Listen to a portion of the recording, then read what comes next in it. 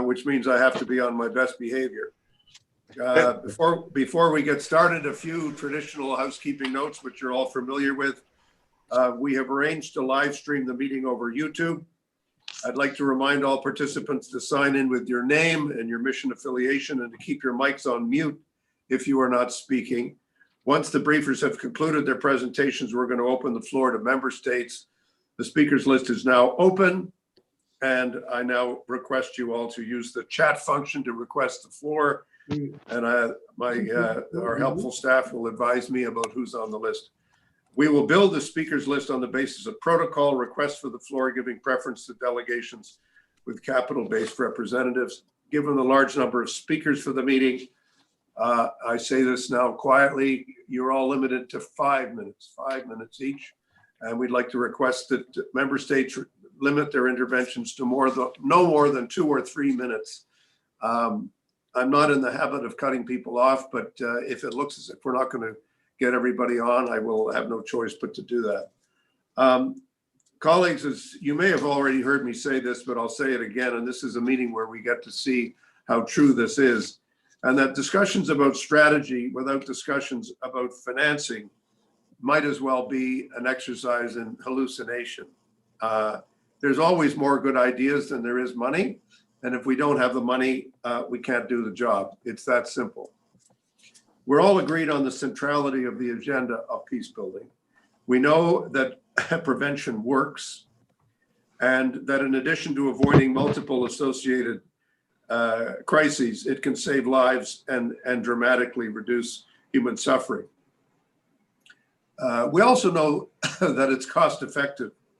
As outlined in the UN World Bank Joint Study Pathways for Peace, a system for preventing the outbreak of violence would save us at a minimum close to $5 billion a year. And it's one of the realities of the UN that although I'm only been here now for 2 months, it's very, very apparent.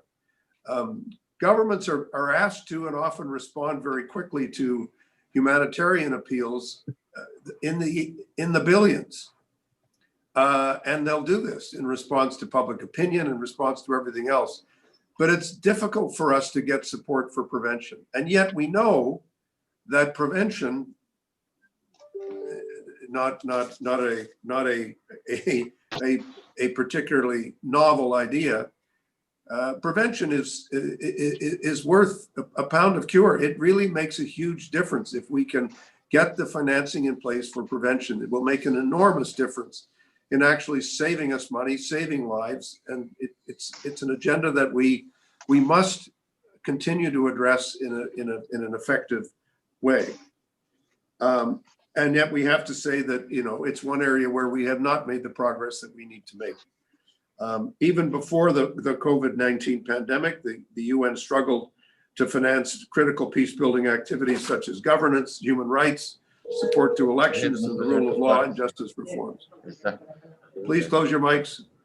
Financing for the PBF and other UN mechanisms remains very heavily dependent on a small group of traditional donors to provide voluntary and extra budgetary support. So we have to figure out how to make sure that we have predictable and sustainable financing. The aim of this meeting is for us to share ideas on how that can be done. We're delighted to have a range of institutional partners with us to share their experience and insights into what their own organizations are doing to advance this issue and ideas for how the PBC can better support these partnerships.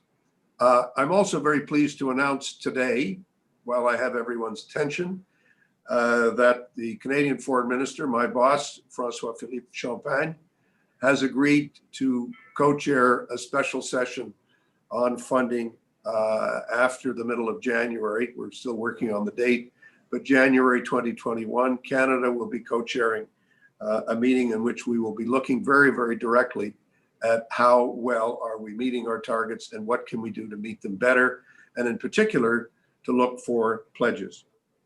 I'd like to invite all members to use their speaking time to share your own practical suggestions and ideas on how we can move this forward, both individually and collectively.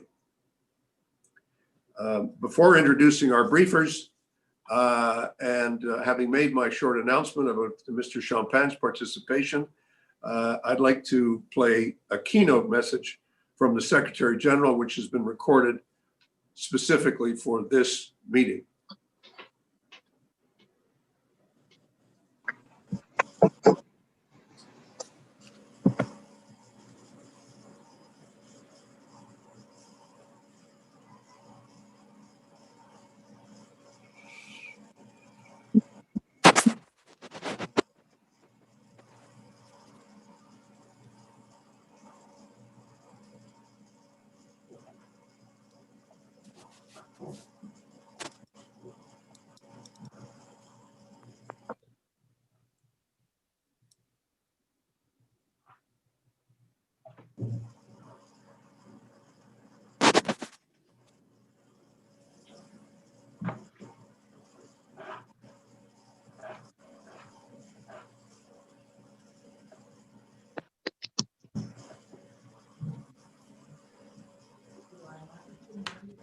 Peacebuilding resources are adequate, predictable, and sustained.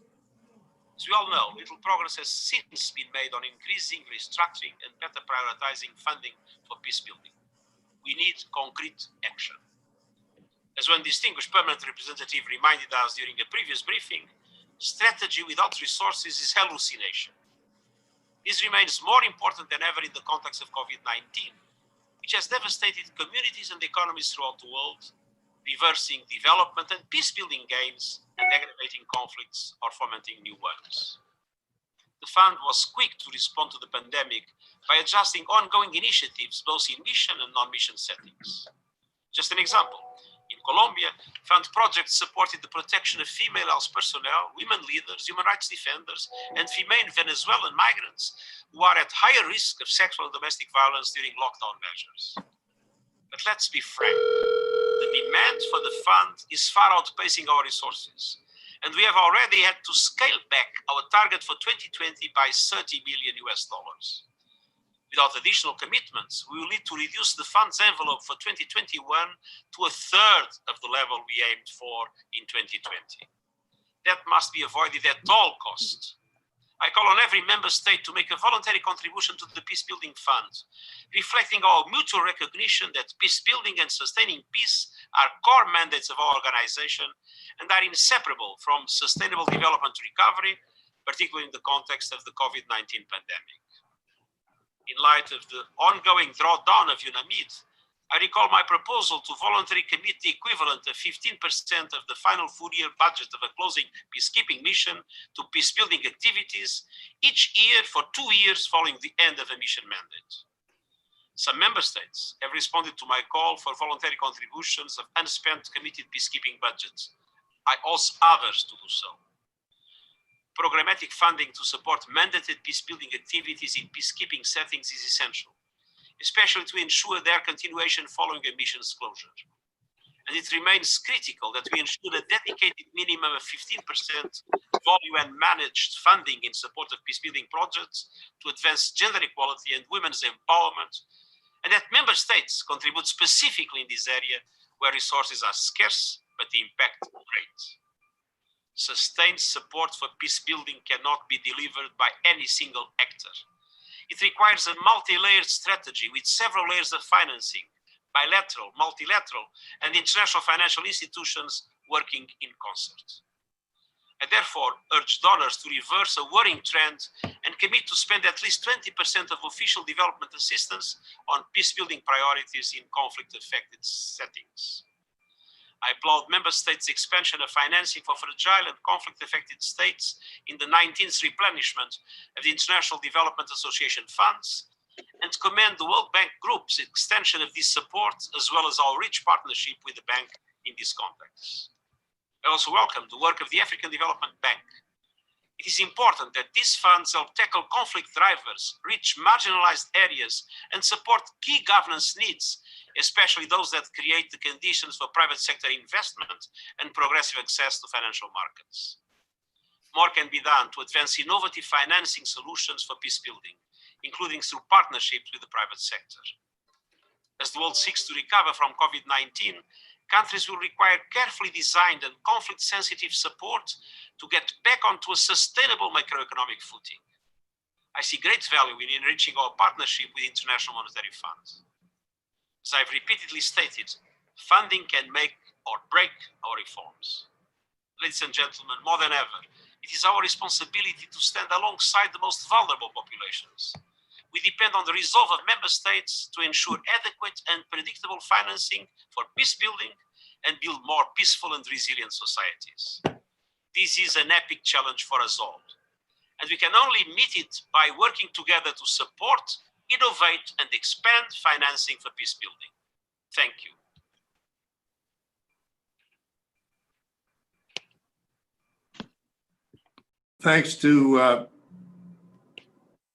Thanks very much to the Secretary General. I had no idea I was going to be quoted by him. You will get tired of that phrase that I've used. Anyway, Excellencies, colleagues, we've got several distinguished briefers with us today who can help to address these issues. First, I'm delighted to welcome Susanna Moorhead, who's chair of the OECD's Development Assistance Committee. Following her, we're very happy to have with us the African Development Bank's Vice President for Regional Development, Integration and Business Delivery, Dr. Khaled F. Sharif. I'm very pleased to welcome back to the PBC, Mr. Franck Bousquet, the bank's Senior Director for Fragility, Conflict and Violence. After Mr. Bousquet, we will hear from Ambassador Ann Anderson, who's the current chair of the Peacebuilding Funds Advisory Group. And finally, I'm delighted to welcome Ms. Benbaba Jamila Ferjani, who's the chairwoman of the Board of Directors of Laham Industries Mali, to give us a practical sense of what's happening on the ground. I'd once again like to ask the briefers to be as concise as possible in your remarks. We'll be delighted to circulate your full statements to the membership at the conclusion of the meeting. And just a final reminder to various people on the line, the speakers list is now open, so please use the chat to request the floor. Susanna, it's your next to speak. Susanna Moorhead from the OECD. Thank you very much indeed. Look, I'm not going to explain the problem to you because both you and the Secretary General have laid that out very clearly. You're absolutely right. There's not enough money for peacekeeping. I mean, ODA has gone down by 13%, the amount going to peace building over the last 5 years, whereas humanitarian ODA has increased by 70%. So we are definitely treating the illness, not the causes. As you said, prevention is better than cure, but we've got to be really, really realistic about the pressure that ODA is under at the moment because of COVID. The DAC issued a statement in April where members said they would strive to protect ODA. Many of our members are extremely preoccupied with the domestic agendas, and we are meeting next week at ministerial level to see what we can do to regenerate support for the ODA that is needed. What can we do? I mean, the first thing is that it can't just be DAC members. I mean, I'm delighted that the World Bank is in this space and has really hugely expanded its activities over the last 10 years or so, and the IMF. We need other donors, other nations to pony up and help with the cash. We also need to think very carefully about things that perhaps don't cost quite so much money. The recent States Fragility Report that we published really emphasized how good old-fashioned diplomacy can do a huge amount to promote peace building. And that is often just using ambassadors, envoys who are already there to really get the political process going. The next thing is what we call the Humanitarian Development Peace Nexus, which is a recommendation that the last year, which commits all of us to work better across the conflict prevention, humanitarian development divides. And any of us who've worked in this space know just how real they are on the ground. I'm delighted that 5 UN agencies have signed up to adhere to this. So UNDP, UNICEF, IOM, UNFPA, and the World Food Programme. And we had a really encouraging round table last month where we were just sharing experiences and lessons. And one of the best things that came out of that for me was that UN agencies were realizing that they shouldn't be competing with each other for this scarce donor resource. They've got to start doing joint programming and policy and implementation. And I'm hoping that the enhanced resident coordinator model is really going to help that. And what I would like to see in country is UN agencies, the banks, both regional and the World Bank, and of course, bilateral agencies working off the same hymn sheet. It's not rocket science. We know this is more cost effective and more efficient. The next thing we have to do is to walk the talk and get women and local communities hardwired into this process.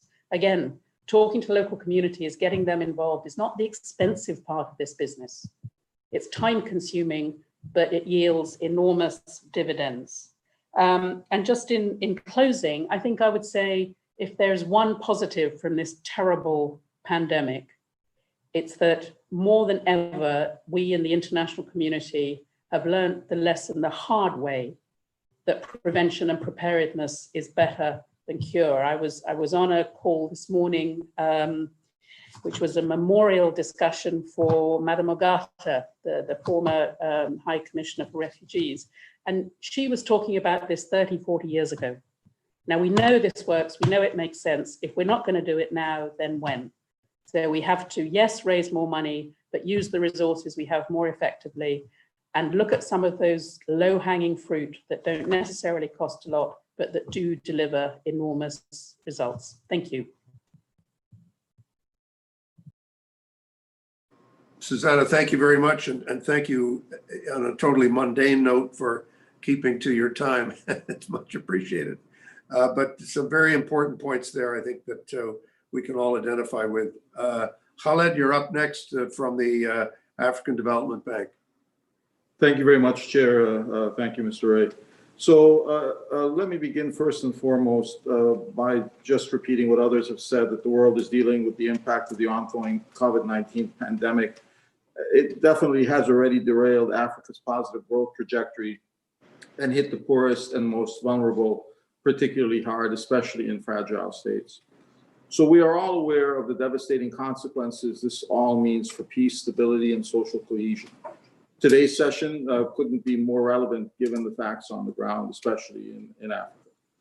There are many ways to address these important issues, but I believe it is important to start with the people and the communities they live in, as this is where conflict ultimately manifests itself. I will therefore outline some thoughts through the approach that we're taking at the African Development Bank. So first and foremost, investing at the community level is key. There's an Egyptian proverb that says when people look down to their plates and see nothing, they look up. And so there's obviously a direct link between poverty alleviation, and extreme poverty specifically, and terrorism, as we're seeing in the Sahel. The sad reality is that many parts of Africa, food insecurity and hunger remains a sad and perplexing reality, where in other parts of the world, there is excitement about technologies that are emerging that can enhance and address food delivery through things like 3D printing technologies for basic staples. I mean, the dichotomy couldn't be more real. So it is therefore not surprising that regions, especially in Africa with chronic food security, become unstable sooner or later.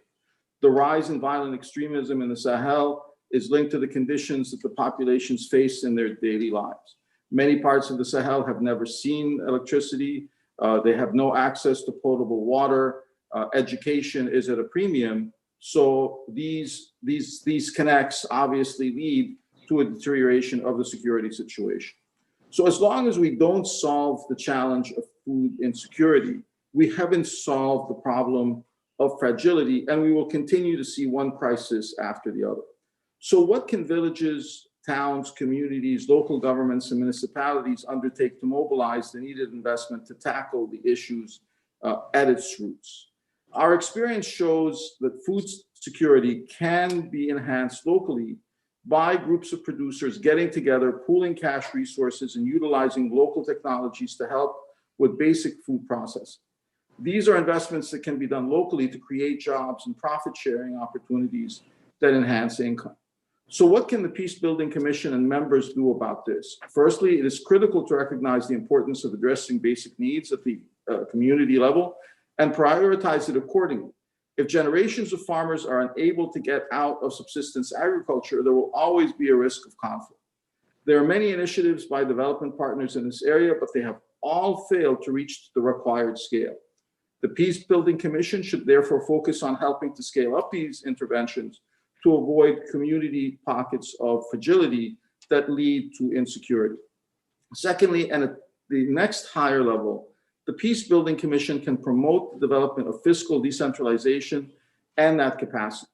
This will help to shore up development of private sector-driven economies at local levels that can access mini economic zones where facilities, electricity, incubators, and other business ecosystems can be brought together. Connecting people and markets to promote inclusive societies and create wealth through regional value chains is key. If you could imagine a continent where we have 54 countries where in 26 of those countries, people live off less than $2 a day.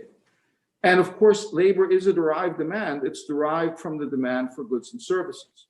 So if people have no consumption because they have no disposable income, there's no signal for the private sector to invest. If there's no signal for the private sector to invest, there is no demand for labor.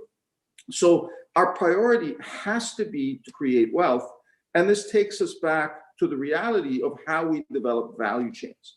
And value chains allow countries and their people to pursue an economic and a development strategy that focuses on their comparative advantage. And this is what we have to emphasize. So if we can focus on value chains as a way to stimulate local consumption, which will act as a signal to the private sector to invest in, as I said, and then create a demand signal that will inevitably create jobs, we then begin to address the whole issue of how we can begin to create wealth and in turn also begin to address the basic needs of these communities. So when you approach the concept of local consumption from a regional perspective with 1.3 billion people in 54 countries, you have the prospect for scale growth and effective application of comparative advantage. We look at the African Continental Free Trade Agreement as an opportunity to create this level of resilience. We also look at how important it is for the economies in Africa not to be economies of the haves and the have-nots. We see wealth creation in certain countries. We see middle-income countries taking off, and we see countries like in the Sahel where food insecurity basically leads to the situations that we're looking at now in terms of instability, terrorism, and lack of peace. So just to close, it's important that we find a model that is specific to regional development, that is specific to community development, that is specific to wealth creation, so we can begin to create a level of consumption based on increasing disposable income, so we can begin to break this chain of lack of availability of growth of incomes, desperation, then lack of security. And so in our 54 countries, just to close, if you can imagine, we have 26 countries where GDP is growing at 5% or more, but GDP per capita in real terms actually is going down. So how are African countries getting richer, but the citizens of Africa are actually getting poorer? If we don't address this issue, we are not addressing the basic reality of stability that is going to be a persistent problem, a perennial problem that will affect Africa, especially fragile states, for many years to come. So in the African Development Bank, we see wealth creation as our approach, and we are happy to work with all of our development partners, especially in countries that are fragile states, to achieve the reality of growth, but growth that also leads to growth in GDP per capita and begins to address the issue of peace and stability this way. Thank you very much. Well, Thank you very much for that overview. I think it's exceptionally important. It brings some of these realities home in terms of the linkage between development and conflict. And I hope that our next speaker will add even more light on it. It's somebody who's been a good friend to the Peacebuilding Commission and to our process. Mr. Frank Bousquet is the World Bank Senior Director for Fragility, Conflict and Violence, which has been a critical partner of ours in our ongoing work. Frank, I leave it to you. Many thanks, Mr. Chairman, Your Excellencies, ladies and gentlemen. I would like here to really thank you for inviting the World Bank. Like you mentioned, Mr. Chairman, it's not the first time, but I think it's actually important to join this event, very timely with COVID, but also an opportunity for us to share our efforts to scale up our financing, since that's the main focus of the session, to countries that are affected by fragility, conflict, and violence, but also to also share with you the importance of our partnership with the entire UN systems. So even before COVID-19 hit, it was already estimated that by 2030, up to 2/3 of the world extreme poor would be concentrated in countries impacted by fragility, conflict, and violence. The pandemic has actually exacerbated existing inequalities, vulnerabilities, and threatened lives and livelihoods in countries already facing those challenges. As we are looking at our forecast, countries impacted by fragility, conflict, and violence are experiencing simply their worst recession on record, with GDP contracting in some fragile and conflict-affected countries by over 10% this year. In addition, remittance flows, which is essential, obviously, for those countries, are expected to fall by an average of 20% this year in those countries. And we are now estimating that because of COVID-19, we will have an additional 18 to 27 million people moving into extreme poverty this year in those countries. So this is really significant. On the World Bank side, as you know, we try to act quickly. We have made available up to $160 billion in financing, including $50 billion in IDA resource, our fund for the poorest countries. So far, we have actually supported 31 countries impacted by fragility, conflict, and violence in this response to COVID-19, helping to strengthen the government health response, but also looking at all the other impact, strengthening social safety net that are so important to support the most vulnerable population. Our investments are fully aligned with our newly released World Bank Group FCV strategy, so Fragility, Conflict, and Violence strategy that we released in February 2020. And our support in those operations help address the cause of fragility, but also directly tackling the pandemic to lay the foundation to build back better, whether it's about Haiti, Afghanistan, DRC, or Papua New Guinea. So here I would like to emphasize the importance of the partnership, how this partnership with UN agencies has been so critical in our response to COVID-19. For example, in Yemen, our partnership with WHO, UNICEF has been key to support service delivery, strengthen critical care, and promoting community engagement. So important in those fragile settings. In South Sudan, we have worked in partnership with UNOPS in the implementation of a $40 million social safety net projects. We have also collaborated with UNHCR, key partners to support the whole refugee agenda, which is, as we know, not a humanitarian agenda only, but humanitarian and development agenda. And we have moved in many countries supporting forced displacement in Burkina Faso, Chad, Jordan, Lebanon, Mali, or Niger. And as we deal with the health, social, economic challenge of COVID-19, we are also committed to support countries addressing their existing challenge in terms of fragility, conflict, and violence. We had refugees before, we have IDPs before COVID-19, we're still the case today, it's getting worse. In this regard, I would like again to mention, Mr. Chairman, what you highlighted and some of our previous speakers, which is the focus on prevention. As you said, a joint UN World Bank report, the first time actually, 2 years ago, Pathway for Peace, had been focusing on the importance of investing on prevention. And this is exactly what we are aiming to do through our financing. So our last point is about financing. It's great to have a strategy, but without financing, it can be a challenge. And financing helps us to ensure that those principles are actually translated into action.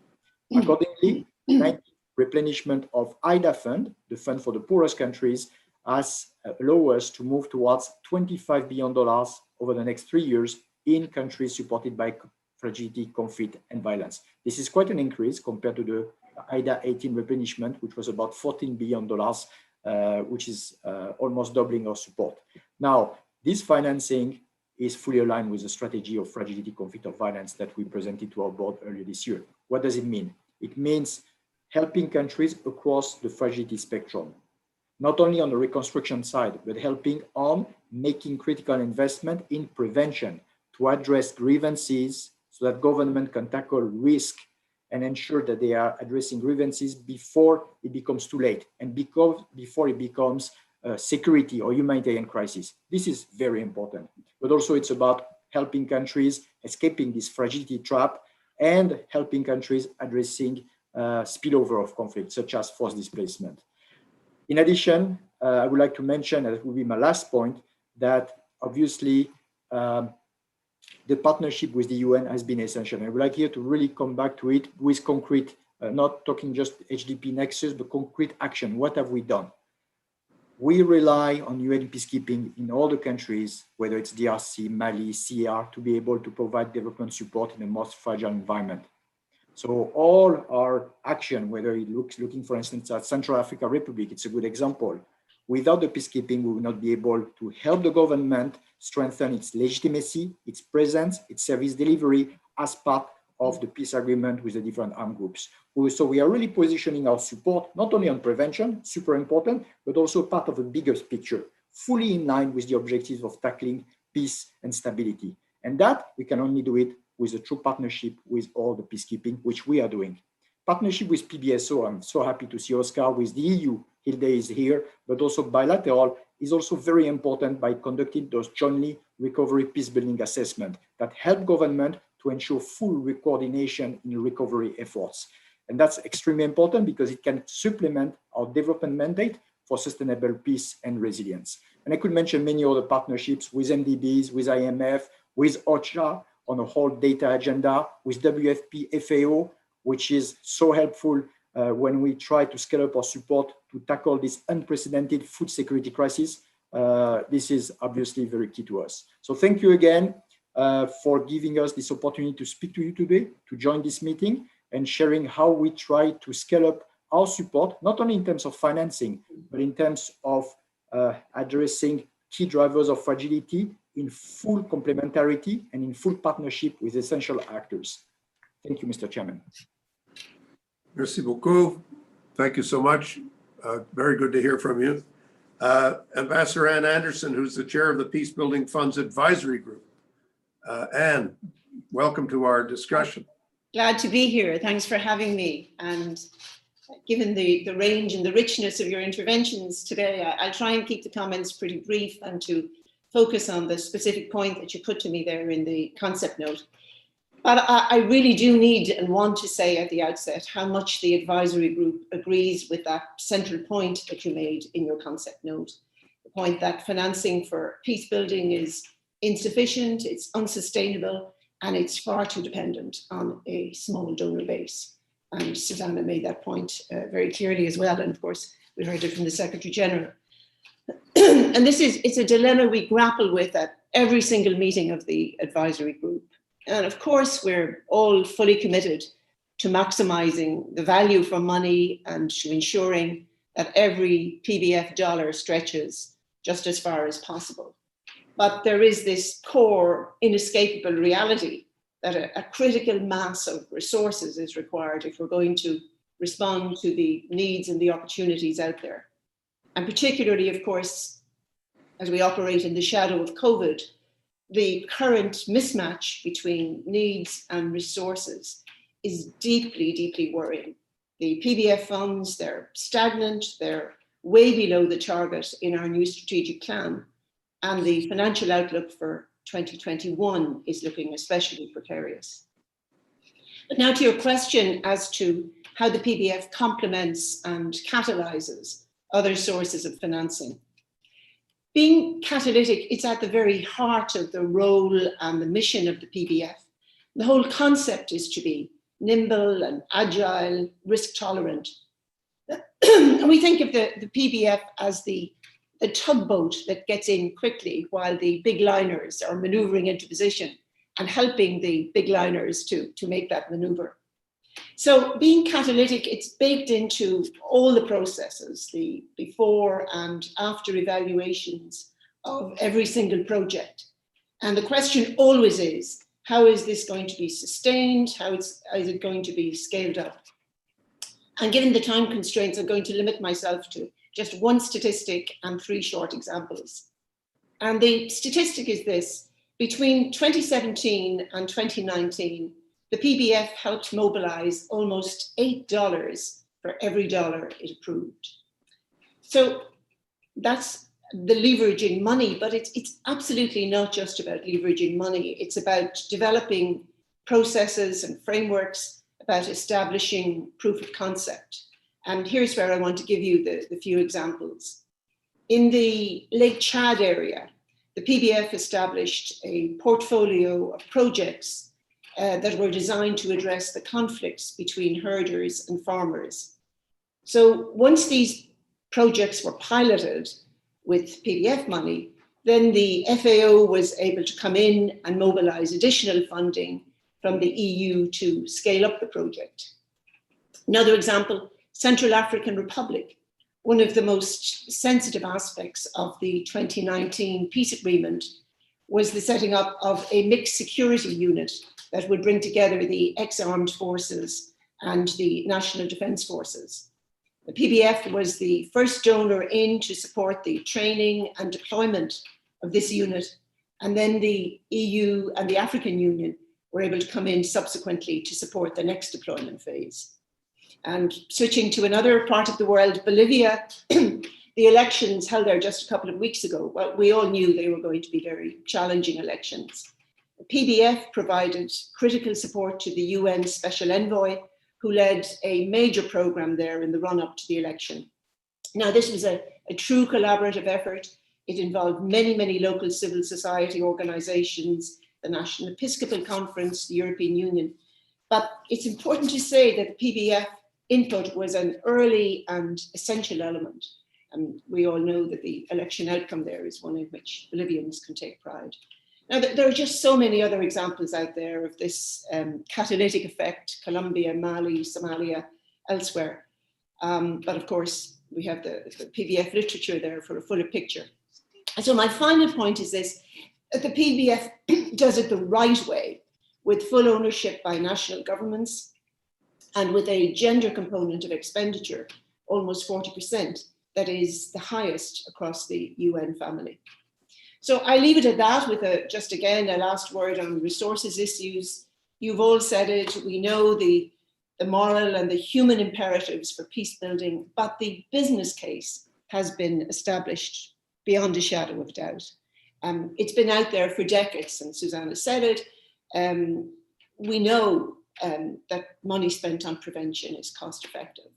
So like everybody else, we in the advisory group, we really feel that it's now time that all the positive rhetoric around peace building is matched by a commensurate willingness to commit resources to, as everybody puts it colloquially, time to walk the walk.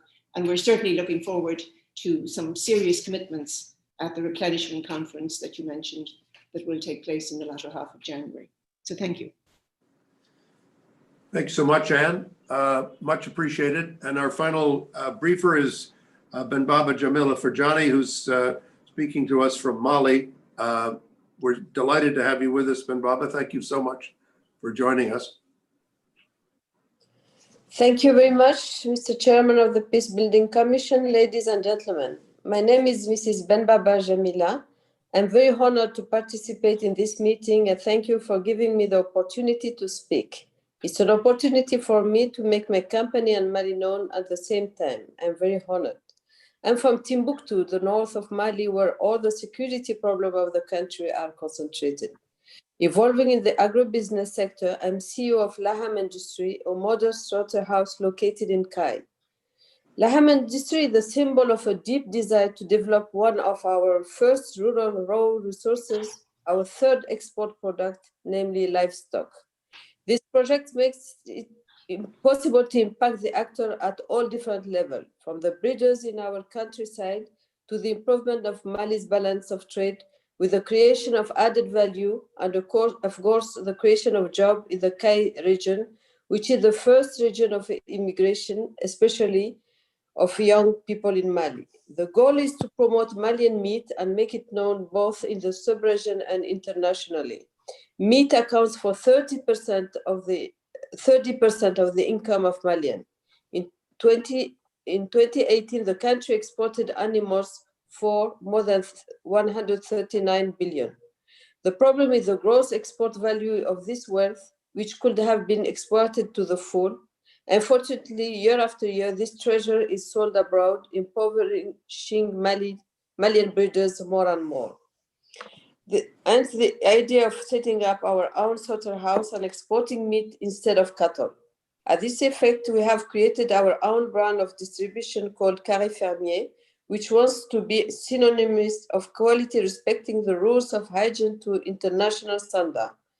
We are the first company to have been awarded the HACCP certificate, and thanks to the support of the IFC, we are in the process of obtaining the ISO 22000 certificate. Laham industry is 100 jobs created, 300 head per month slaughtered for a capacity of 5,000 head per month in 2 shifts. Unfortunately, we evolve in a very difficult political and social context. War and jihadism are rampant in the center of and north of Mali, which penalizes us greatly and in our supply. Livestock farmers are forced to move constantly for their safety and that of their animals. COVID-19 and the embargo due to the coup d'etat have plunged us into an unprecedented economic crisis. Closed borders have slowed down our exports. Several purchase orders in Ghana and Guinea have been cancelled. Hotels and restaurants that closed during the containment during the pandemic caused our turnover to drop by more than 50%. As a woman, it's very difficult to evolve in this very masculine world where the cultural barrier is very pronounced, with prejudices of the female gender. Obtaining financing in a high-risk country remains complex, if not too high rates that strongly disrupt the forecast of our results, especially when it's a project owned by a woman. Indeed, women know that they encounter problems in raising funds because of lack of confidence in the female gender. In order to convince the bank, we had to invest more than 80% of the project's equity, and despite this fact, we were very poorly supported by the banking network. The Malian industry is not very developed, and those invested by women are non-existent. Attracting and convincing investors is almost impossible when the market is promising and the need is pressing. The meat from Mali is a very good quality and highly appreciated, now in Senegal and Ivory Coast. Laham's success will depend on overcoming the following challenges. In order to solve the supply problem, we need to invest in our own fattening yards, which will allow us to be more self-sufficient and to have quality animals, which will improve our yields. The traceability of our animals will be ensured, which is a sine qua non condition for exporting. Obtain sustainable and consistent financing to allow the development of the activity and support the organization and the professionalism of the sector, even in equity. Obtain the meat consumption market from partners in Mali and West Africa, in particular the different United Nations, French, German, American, etc. missions, which for the moment import meat from elsewhere. Each year, MINUSMA alone orders a large quantity of meat from the United Nations to feed its 15,000 troops deployed in Mali. This market is entrusted to companies based in Dubai or Senegal, which is at the same time a country to which Malian livestock is exported. The challenge is to convince them to source the supplies from us. Attract subsidies that could enable us to withstand competition, such as OECD members in Europe and Brazil, as well as most countries that have been able to develop a successful meat in exporting industry. Now our vision, to contribute to the industrialization of Mali, which will create mass employment for the young population and fight poverty and insecurity, given that one of the greatest factors in conflicts is poverty. The solution for peace and security is therefore the distribution of sustainable income. Contribute to limiting immigration through youth employment in rural areas. To create added value to a raw and processed agricultural product. Organize a chain from fodder crops to cattle feed factories, treatment of hides and skin, blood processing, transport of cattle and meat, transformation of meat into sausages, and of course, distribution. Contributing to food security through the access of the population to protein. Contributing to people health through the marketing of healthy and quality products. To find partnership with companies abroad that are from this business that could bring us their experiences and open us access to the international market. And of course, to promote the meat of Mali. Now, how can international partners support the local private sector in conflict-affected countries? The reasons for conflicts are diverse, but most conflicts in Africa arise from claims by armed groups for political, religious, and economic reasons. The common point is that these conflicts are fueled by the recruitment of local population who are generally poor or neglected by the central administration. This is our observation now. The solution is necessary through economic support and especially the need to ensure sustainable income to the people in its areas when possible. The private sector therefore has its role to play in participating in the creation of jobs in these countries. The private sector will not venture into an investment in a conflict zone and often not even in a country with conflicts, and especially local banking institutions restrict their financing. The solution therefore lies with the international institution, which must no longer see the aspect of financing a private sector, but rather assist local population through subsidies provided to private companies to maintain or create jobs for this population. For the concrete case of Laham industry, a subsidy is provided to the breeders at Laham, but the continuity of the activity depends on the reinforcement of the financial capacity of the company and the obtaining of the minimum market for the African troop. Before concluding, I would like to reiterate my gratitude for your continued attention, and I remain at your disposal. Thank you very much. And sorry for my English. Oh, your English is excellent, and it was wonderful to hear from you and give us a sense of what's really happening. And I think we're all excited to hear about your courage and also the practical sense that you have of trying to build a working, sustainable business in a challenging circumstance. And the message overall that the security is really an absolute precondition for prosperity is something that I think we all need to reflect on as we continue to engage in our work. So thank you so much for joining us. I hope you'll be able to stay for some of the other comments, and we thank you very much for being with us. It's much appreciated. Thank you very much. Thank you. Colleagues, I'm now going to turn to the five home governments that have asked to speak: the EU, Germany, Canada, Netherlands, and Italy. And then I'll turn to my colleagues, the PRs and DPRs who are with us as well. We have a big speakers list. So as I said, please try to keep it down to 2 or 3 minutes and make your comments as succinct as possible. So EU, Hilda Hardeman. Hilda. Good morning, good afternoon, Mr. Chairman, Excellencies, ladies and gentlemen. Thank you for this opportunity. The European Union is strongly committed to conflict prevention, to building and sustaining peace, to multilateralism, and to its partnership with United Nations. And the current pandemic makes this global partnership for peace even more important. I think that we can all agree that adequate, predictable, and sustained funding for conflict prevention and peace building is key. Now, for the EU, 2020 marked an important step in our partnership with the Peacebuilding Fund. We are now providing direct funding to the fund, on top of our year-long funding to the resident coordinators team, to the standby mediation team, and of course, in addition to the extensive EU action that works in direct complementarity with that of the Peacebuilding Fund. And we aim to continue and further enhance that support, and at the same time to continue further strengthening our active partnership with a coherent and coordinated approach, with sharing analyses, sharing priorities, learning from each other, and making the most of our respective comparative advantages. Together with the Peacebuilding Fund, we aim at building inclusive national and local capacities to prevent conflict, to build and sustain peace, adapting our tools to the challenges that we face, privileging a key role for women and youth.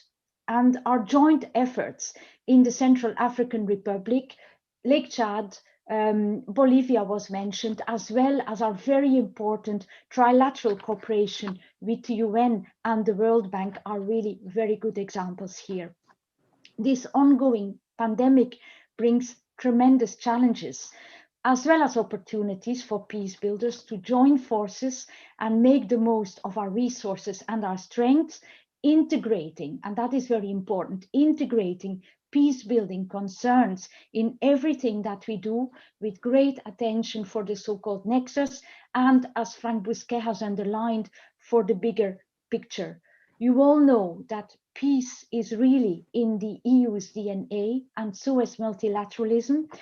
So conflict prevention and peace building hand in hand with United Nations in an inclusive, in a proactive manner is and remains a key priority for the EU, for its diplomacy and for our funding. You can count on us and we count on all of you. Thank you very much. Hilda, thank you very much for that very positive message. Sybil Sorg from Germany. Yes, good afternoon, and thank you very much for this very timely discussion on the future of peace building and the financing. And I thank all the speakers for their very relevant, but even more important, their very hands-on and practical remarks. Germany has prioritized peace building in the past, and we will do so in future. At the same time, we must react to a growing number of pressing global issues currently massively underfunded. With more and more burden on fewer and fewer shoulders, we need to answer the question of how to fund peace building more reliably and more sustainably. And I feel there's a lot of work ahead of us. Let me make just a few short points. Peace building must remain at the top of our agendas. While meeting urgent humanitarian needs has naturally become a focus in the past few months, we must not neglect peace building and stabilization. Both are prerequisites to build greater resilience on the one hand, to reduce the number of crises and conflicts, and consequently then to bring down humanitarian suffering and needs. Moving into the digital space due to COVID presents both an additional hurdle and a window of opportunity for inclusion. Here we urge all to continue to include the voices of women and youth, without whom sustainable peace building is impossible. Gender-sensitive peace building lies at the core of successful engagement, and women peace builders, mediators, and negotiators are critical to effective peace building efforts. We therefore want to see women's full, equal, and meaningful participation at all stages. On finance and the Peacebuilding Fund, Germany remains strongly committed to funding peace building, mainly through the PBF. 2020, we will contribute a minimum of 25 million euros, at the same time striving to increase this further to our support level of last year. We are convinced that we need to be as creative as possible to unlock additional funds. Peace building is competing with climate change, fighting the pandemic, and humanitarian assistance and other things. Thus, our case and our narratives need to be truly convincing in order to generate a positive impact on the future of peace building budgets. And I'm saying this because I'm just coming out of Parliament negotiating with our lawmakers on the budget next year. The Peacebuilding Fund stands out as an exceptional instrument. As such, Germany has strongly supported it. At the same time, the donor base, and many of you have said that, for peacebuilding is traditionally small, and it is imperative that we broaden it. While we count on other member states to join our efforts, we also need to access new sources of funding. The potential pool of funding from international and development finance institutions, philanthropy, private donors is vast compared to the potential of voluntary contributions of member states. And I'm happy that we all agree that something in this direction has to happen. Hence, we should explore the possibility of opening a second funding track for the PBF, establishing mixed sources or blended finance partnerships. That could be a tangible way forward. Let me close by saying we must become even more innovative to underscore the importance of peace building. With budgets under pressure everywhere, today's discussion can reinvigorate the debate around jointly funding peace building more reliably and more sustainably. And let me assure you that Germany will continue to play an active role in that. We would also be very happy to participate in the deliberations about a replenishment conference. Prospects for raising substantial additional funding from member states, as I said, are not good at the moment, and therefore we should really think hard how we can make this a success. Thank you very much.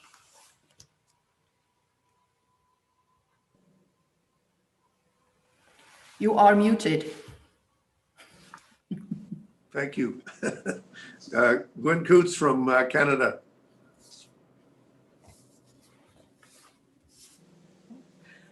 Thank you very much. We've all seen that a very strong evidence-based business case has been made to pivot towards conflict prevention, and we can't afford to wait morally or financially to respond only to crises. We have to make progress before the international system buckles under the weight of crisis response. This and numerous examples of opportunities prevention to disease prevention. We can and we must do better. As UN members, we have a responsibility to support and incentivize the UN's work to build and sustain peace. And this has to be underpinned by predictable and sustained financing for peace building. So this is a discussion we've been very proud to prioritize this year during our tenure as chair of the UN Peacebuilding Commission. And although we've made a lot of progress on the debate, much remains to be done in terms of the implementation. This is why Canada voluntarily supports the UN Peacebuilding Fund, because we believe its catalytic work is critical to pushing the UN towards conflict responsiveness, coherence, and integration across the humanitarian development process. In this spirit, I'm very pleased to confirm that we very much look forward to co-hosting the PB on looking at how to replenish the fund. Sustainable, predictable peace-building financing is vital to translate our aspirations to action. At the same time, how very difficult such funding can be. We're all facing new fiscal pressures from COVID-19, Canada included. While this reality introduces several challenges, it makes the end goal no less essential. So we encourage all member states to do what they can to maximize the scale and the duration of their next pledge to the PBF. As co-chair of the Women, Peace and Security Focal Points Network with Uruguay, we've heard directly from women peace builders from across the world that they too are in dire need of sustainable financial support. To address this critical gap, Canada has increased its financial group contributions, including to the Women's Peace and Humanitarian Fund and the Equality Fund initiative. We've also just launched several new initiatives, including dedicated funding for women peace builders with a focus on grassroots efforts, very much in keeping with the comments of the speakers before me on the importance of reaching women and working at the local level. But it must be said that extra budgetary funding is only a band-aid solution to a systemic problem. Voluntary financing can catalyze short-term results in the UN system, but we need to look at longer-term solutions. We believe that work across the UN system to build and sustain peace should be financed through assessed contributions. This approach is more sustainable and aligns with the pivot of the system towards prevention. These activities are fundamental to achieving the UN's mandate and our shared peace-building goals. However, until we agree on a collective approach, Canada will continue working with others to make progress on an iterative case-by-case basis. Along these lines, we're encouraged by the Secretary General's commitment to ensuring that missions have sufficient programmatic funding to support mandated peacebuilding activities as priority peacekeeping budget requests. And we further welcome plans for the UNGA to advance the financing issue outlined in the draft resolutions of the Peacebuilding Architecture Review. We look forward to working together to find solutions, and we see an important advisory role from the PBC. I'd like to thank Mr. Frank Bousquet for his earlier words, because as we drive for greater coherence within our own government institutions, we highly value and encourage the continued close collaboration between UN institutions and the World Bank Group. We also appreciate Ms. Moorhead's insights. Canada was an early supporter of the DAC recommendations on the triple nexus, and we also welcome adherence by the UNDP, WFP, UNICEF, IOM, and most recently the UNFPA to these principles. Whether in nexus contexts, supporting pathfinding women peacebuilders, or simply stepping up to meet the UNSG's data-driven peace-building agenda, sustained, predictable, multi-year funding is vital. Please consider Canada to be a partner with all of you in making strides in this direction. Many thanks. Many thanks so much, Gwen, for those comments. Gerard from the Netherlands and Gianluca from Italy, and then Olivier from Luxembourg are our next three speakers from capitals, and then I'll go to the PRs. Gerard. Thank you very much, Chair. And thank you for inviting the Kingdom of the Netherlands to the Peacebuilding Commission's annual meeting. As fourth donor of the UN Peacebuilding Fund, we are proud to sit at your virtual table today. The focus of today's session is timely and appropriate. The Kingdom of the Netherlands appreciates, as many others, that financing is a key issue when it comes to peacebuilding efforts. For this reason, we have increased our contribution to the Peacebuilding Fund with an additional 5 million euros this year, putting our annual contribution at 50 million euro, at 20 million euros, sorry. Don't want to make you too happy. No, we'll take the 50. We'll take the 50, Gerard. That's good. I repeat, I'm sorry, 20 million. Unfortunately, though, peacebuilding efforts in general remain greatly underfinanced, even if needs continue to rise.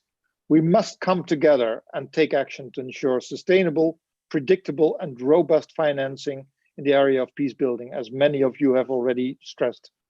This becomes even more clear, and again, this is echoed all around, as a result of the COVID-19 pandemic. Besides being a health crisis, the pandemic heightens tensions in already fragile areas, puts additional pressures on human rights in certain societies, increases public discontent, and puts gains made in the area of peacebuilding at risk. Now, more than ever, we need an effective and a strong UN. When it comes to the financing of peacebuilding activities, we welcome the recommendations set out in the Secretary General's 2020 report on peacebuilding and sustaining peace, and specifically underline the importance of financing mechanisms that, when appropriate, ensure a smooth transition from peacekeeping to peacebuilding. Furthermore, we see value in new funding initiatives, such as an annual pledging conference, as well as a further action-based discussion on financing and good peacebuilding donorship. Tangible follow-up to the UNSG's proposals could be tabled also in these discussions. We see that efforts towards more predictable and robust financing of peacebuilding should be linked with a focus on cross-pillar cooperation, including enhancing the integration of mental health and psychosocial support, MHPSS in an acronym. Please allow me to shortly elaborate on the last point. As also becomes clear from the worldwide impact to the pandemic, mental and psychosocial distress at an individual and community level makes sustaining social cohesion and peace increasingly challenging. Structurally integrating MHPSS into the building and sustaining of peace is of crucial importance to mitigate and avoid cycles of conflict, to counter social disintegration, and to increase the effectiveness of peace-building efforts. Indeed, to reconstruct a society affected by conflict, an inclusive approach is needed, which moves beyond addressing institutional factors only. MHPSS is a powerful tool to address both individual and communal needs and challenges. In closing, let me again say a word of gratitude. The Kingdom of the Netherlands looks forward to working together with all of you to make progress on all of these important issues. Thank you very much, Mr. Chair. Gerard, thank you so much. Italy, Gianluca. Thank you, Chair. First of all, let me say that we appreciate this meeting, which includes not only the members of the PBC, but also important donors of the Peacebuilding Fund, a category that Italy is proud to be part of. I also wish to thank the briefers for their presentations, which have confirmed, in my view, the absolute centrality of the peace-building efforts in these challenging times. Pandemic risks to exacerbate the old and new conflicts, making peace-building initiatives even more necessary than before, in order to ensure that the gains of the past years are not lost. And furthermore, at the moment when the international debate is focusing on recovering better, we have to be aware that increased investments in peace-building initiatives will be a key factor in keeping development, humanitarian, and security efforts on a long-term sustainable path. And we should never forget that the cost of peace building is always lower than the cost of peacemaking and peacekeeping. There is no doubt about the inadequacy of the funds currently available for the peace building. As pointed out in the report of the Secretary General, financing for peace building remains not only insufficient, the target of $500 million per year remains very distant, but also unpredictable. And this situation is likely to be aggravated by the additional demands on the donor community to address the consequences of the COVID-19 pandemic. We do see the merit of further discussing the wide range of options formulated by the Secretary General to ensure more sustained and predictable financing of UN peacebuilding activities. And we are ready to engage in this discussion with an open and constructive mind. As for today's meeting, let me give you 3 points. First, there is still a need for a better coordination across the UN system. Some of the obstacles to peace building continue to be the systemic, persistent fragmentation among member states and sometimes also across the UN. From this point of view, the revitalization of the PBSO and its integration into the DPPA, as well as the reform of the UN development system, have resulted in major improvements. But we feel that there's still room for member states and the Secretariat to increase their efforts in order for the UN to deliver in a fully integrated manner in the field, which is currently, unfortunately, not always the case. This should be done first and foremost by using the full potential of the resident coordinator mechanism. My second point is strengthening the dialogue with the international financial institutions, as confirmed by some of today's interventions.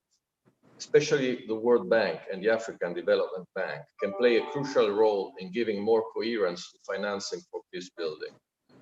In our view, the PBC should further strengthen its partnership with these institutions in order to mobilize coordinated support to peace building priorities and development plans, especially in Africa.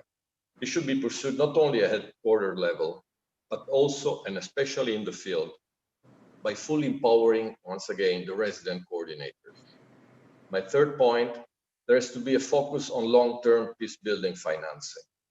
All donors should seek greater synergies across the different funding instruments they contribute to, ensuring complementarity instead of competition among the various funding mechanisms that are relevant to peace building. Such an approach would prove to be critical, especially under the current difficult circumstances. Mr. Chair, let me conclude by reiterating Italy's strong commitment in support of the Peacebuilding Commission and the Peacebuilding Fund. We are planning to remain an active supporter of the fund also in 2021 by confirming the financial contribution that we provided in 2020. Thank you very much. Thank you so much, Gianluca. Olivier from Luxembourg. Thank you, Mr. Chairman, for this timely annual session and for giving me the floor. I hope you can hear me. Clearly, yeah. All right, thank you so much. Ladies and gentlemen, Luxembourg has been one of the initial supporters of the Peacebuilding Commission and the Peacebuilding Fund, and remains to this day a steadfast supporter of the peacebuilding agenda of the United Nations. This is not about to change. 2020 is also a year of great needs from a peacebuilding and humanitarian perspective, but it is also a significant year for the United Nations as we celebrate the 75th anniversary of the UN, the 20th anniversary of the Women and Peace and Security Agenda, the 15th anniversary of the peacebuilding architecture, the responsibility to protect and the delivering as one principle, and finally, the 5th anniversary of the Youth and Peace and Security Agenda.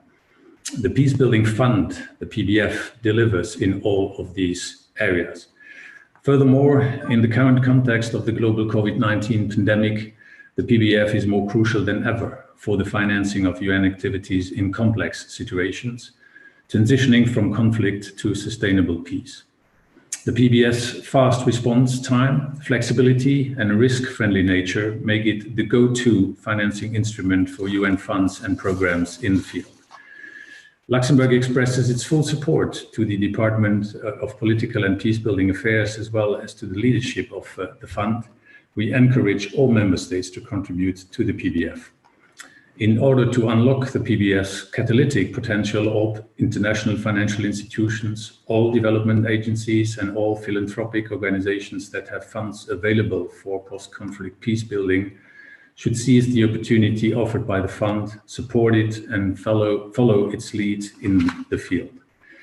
The Luxembourg contribution to the PBF directly reflects its 3D approach to foreign policy. Indeed, the three directorates of the Ministry of Foreign and European Affairs in charge of diplomacy, development, and defense make a joint annual core contribution to the fund. Since 2006, we have contributed in total more than $6 million to the fund through annual voluntary contributions. This year, we are allocating 300,000 euros to the PBF again. Mr. Chair, all parties to a conflict should heed the call of Secretary General Guterres for a global ceasefire. For peace to take hold, the guns must be silenced first. But once that is the case, the role of civil society for rebuilding democratic institutions and social cohesion is particularly important, which is extraordinarily difficult in a time where human rights, civic space, and the rule of law itself are under unprecedented stress. Let me finish by pointing out that Luxembourg's government has decided to enact a feminist foreign policy. This means that we advocate for feminist peace. This is a peace built by all stakeholders, women and youth, and not just belligerents. A peace built on the foundation not of sharing power, but of sharing responsibilities. This is where the Peacebuilding Fund can provide much needed financing, and this is where the Peacebuilding Commission can provide political leadership. Thank you very much, Mr. Chairman. Thank you so much. I have one more capital. Denmark is here, the Director for Migration, Stabilization and Fragility, Marianne Kress. Marianne, you're on.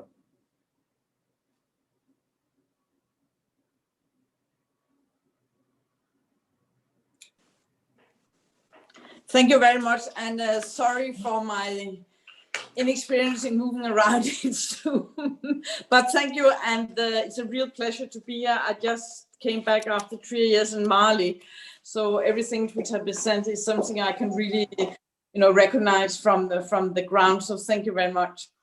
Well, Denmark welcomed this opportunity to exchange views ahead of a possible follow-up meeting at the General Assembly.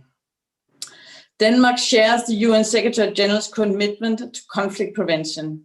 I think it is something that has been underlined by several speakers, that it's cheaper to prevent conflict than try to treat it afterwards.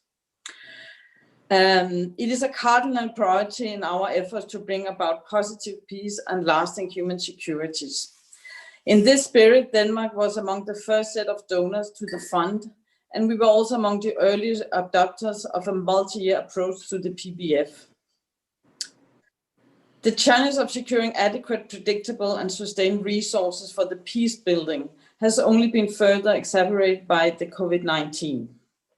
We are facing an overall reduction in available resources as economics shrinks, and at the same time, the pandemic risk also causing a severe reversal of both development and peace building gains. However, I think it's important also to look at this as some of the new opportunities present themselves. First, we recognize the need for more predictable financing for the peace building and a more robust financing of the fund. I think it's something that has been underlined by several speakers. In that line, we also encourage diversifying the donor base. But we also think that there needs to be a very firm focus on efficiency and results. This is a way also to convince more donors to come in. We also really strongly support the issue of having a catalytic fund and transformative role of the fund. This is also something, when you look at the long list of funds, and I think some of the examples were presented that this has been like a pilot fund, but then afterwards were levels by other funding, which I think is extremely important. Secondly, on partnerships, I think this issue of partners cannot be underscored enough. It's critical for a sustainable work in countries.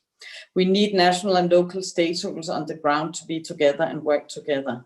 I think what the intervention said before me about women's involvement is critical, as well as youth and local communities. These are all essential if we want lasting peace. I think also thirdly, I think that the third point I would like to make about the UN-wide integration and coherence, including by improving leadership and peace-building capacity across the 3 UN pillars. It is key for UN and other major peace-building actors in the multilateral systems, such as the World Bank, EU, and the African Union, to come together around a shared framework for analysis and outcomes. And I think some of the commitments we have heard during these discussions also is a testament to this commitment. I think there has been a very concrete example in Burkina Faso where a joint work really led to some very interesting results.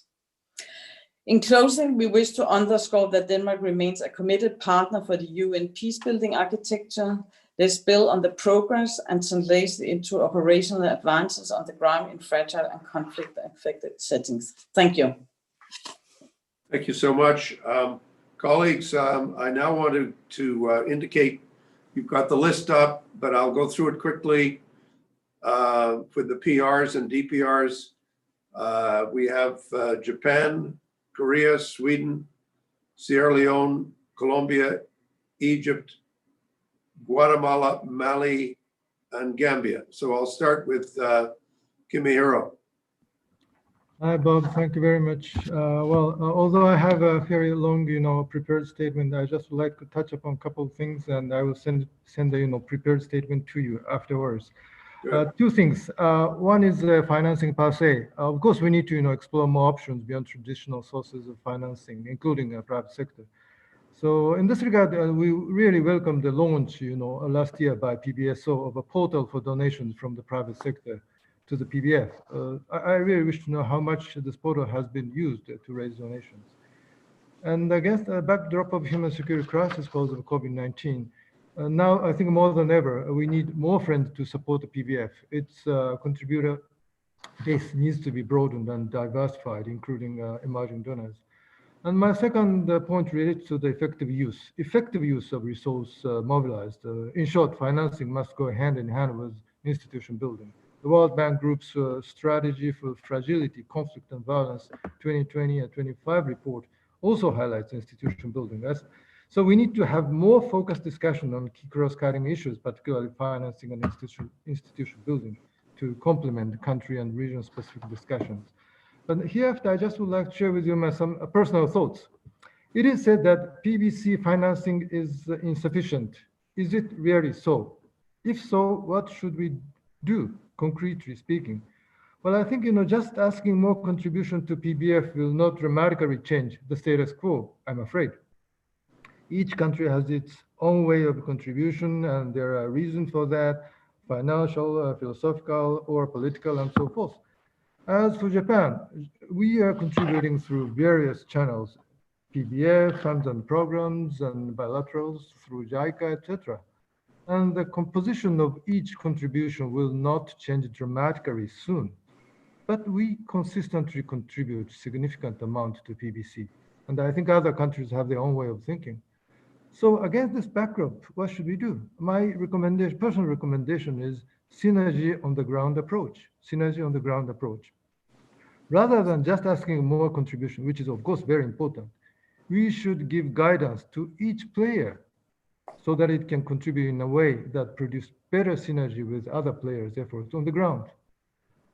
A regional or country coordinator or someone else should gather information and should identify peace-building requirements in deficiency on the ground in close consultation with the country in question, and share that with all players involved so that each player can come up with most effective way of using their money. Well, I am of the view that highly centralized top-down approach is not always as effective as we believe. And in realizing this synergy on the ground approach, data transparency helps a lot. Real contribution to peace building, not only the one from PBF, but also from all other sources that effectively, substantially contributes to peace building should be made clear. Thank you. Thank you, Kimihiro, very helpful. Korea, Hyun Cho.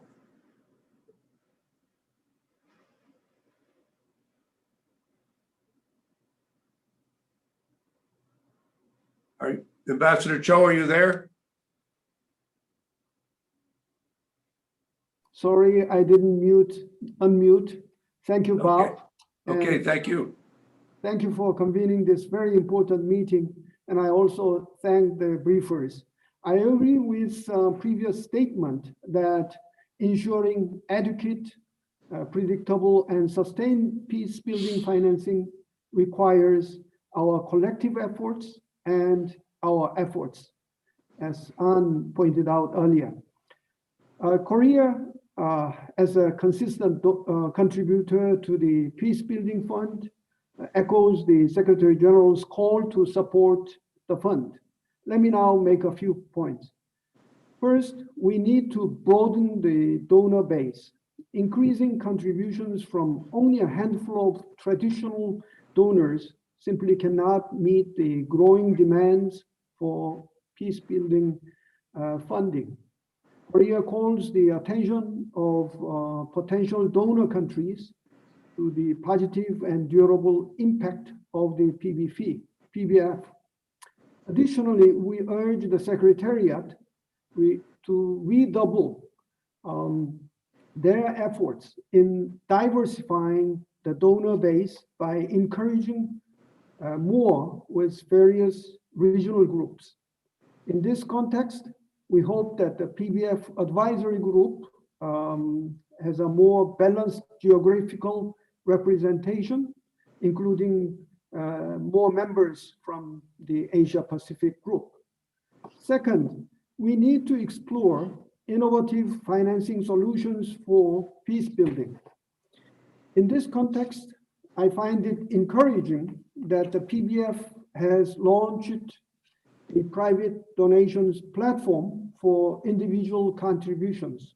We need to take more inclusive and innovative approaches to bring the private sector on board, both as recipients and as contributors. We hope that the PBF continues to scale up its engagement with more non-traditional sources of funding, particularly private sector stakeholders. Third, we'd like to reiterate the importance of humanitarian development peace nexus. In addition to any contribution to the PBF, conflict-sensitive approaches should be incorporated into our bilateral country-level support. It's in line with what Kimihiro just said. For our part, Korea has partnered with UN entities such as UNICEF, WFP, and UNDP, as well as the World Bank, to contribute to ensuring the triple nexus on the ground. Mr. Chair, as suggested in the draft resolution of the 2020 Peacebuilding Architecture Review, we look forward to continuing our discussion and ensuing actions. Thank you. Thank you, Ambassador. Anna-Karin, that's next from Sweden. Thank you so much. And can I start, Bob, by thanking you and Canada for dedicating this year's annual session to the key issue of financing for peace building. First, to say that in order to avoid losing important peace building gains, not least due to the pandemic, I totally agree and like to reinforce what others have said, that prevention efforts and peace building activities need to be an integral part of the global response and in our efforts to build back better. Bob, to reply to your points in the concept note, let me make two points. First, the Peacebuilding Fund has proven time and again its catalytic and flexible approach and continues to have impact on the ground. One important example of the fund is supporting the development of the second phase of the Liberia National Action Plan on Women, Peace and Security in 2019. Sweden has been and will continue to be one of the largest donors to the Peacebuilding Fund. And we have now decided to make an additional contribution of approximately $8 million to the fund for the year 2020. I think Kimihiro has a very important point, and I truly believe that we need to continue the conversation on how to increase the donor base for the Peacebuilding Fund. And of course, I encourage all member states that are not donors to the PBF to contribute to the fund.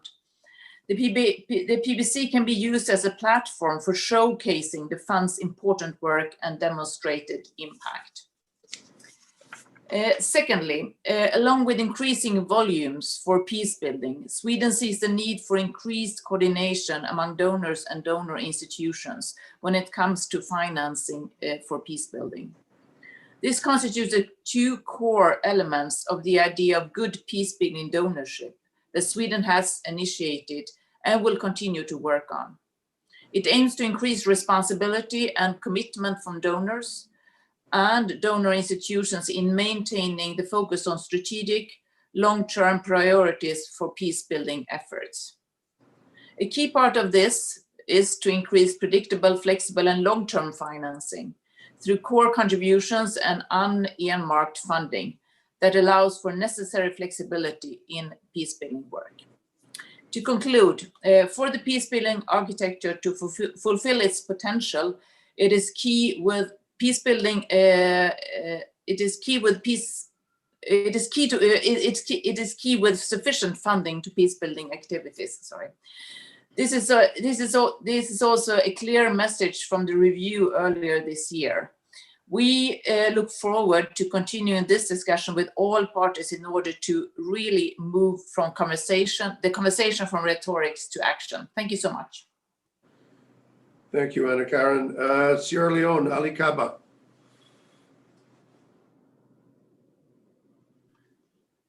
Yes, good morning. Good morning. How are you, Mr. Chair? Thank you so much for the opportunity to intervene here. I want to commend you for convening this session and to thank you for your insightful opening remarks. Also welcome the Secretary General's keynote speech. And of course, I want to specifically thank the presenters for their very informative presentations today. As you all know, Sierra Leone went through a civil war for 11 years, which ended in 2002. During that period, the UN, ECOWAS, and countries such as the UK played an important role in ending the conflict. The country went through various transitions with the United Nations by its side, from the United Nations mission in Sierra Leone to the United Nations Integrated Office in Sierra Leone to the United Nations Peacebuilding Office in Sierra Leone and to the current UN country team. These various transitions saw Sierra Leone move from disarmament, peace building and state building, democratic and peace consolidation, to present-day move towards sustainable development. Sierra Leone has also gone through various transitions in terms of elections, with 4 elections held between 2002 and 2018. And this period also saw the country experience a change from an incumbent government to an opposition party twice. This is largely unprecedented in Africa, and we are very proud of this record. The aforementioned would not have been possible without the accompaniment of the United Nations and its specialized agencies, donor countries, and international financial institutions, the PBC, and the Peacebuilding Fund. Therefore, financing for peace building is essential. It is crucial in sustaining peace and preventing relapse into conflict. In this regard, we support the recommendations of the Secretary General in his 2020 report on peace building and sustaining peace, that financing for peace building can be ensured, including through sufficient programmatic funds for multi-dimensional peacekeeping missions to support mandated peace building activities as a mission approaches, especially drawdown period. We also join the Secretary General in urging donors to commit to spending at least 20% of ODA on peace building priorities in conflict settings. In addition, Mr. Chair, we have to ensure that we have a predictable and sustainable source of funding through assessed contribution or through a 5% levy on the budget for peace operations in the United Nations, which will be earmarked for peace building and sustaining peace.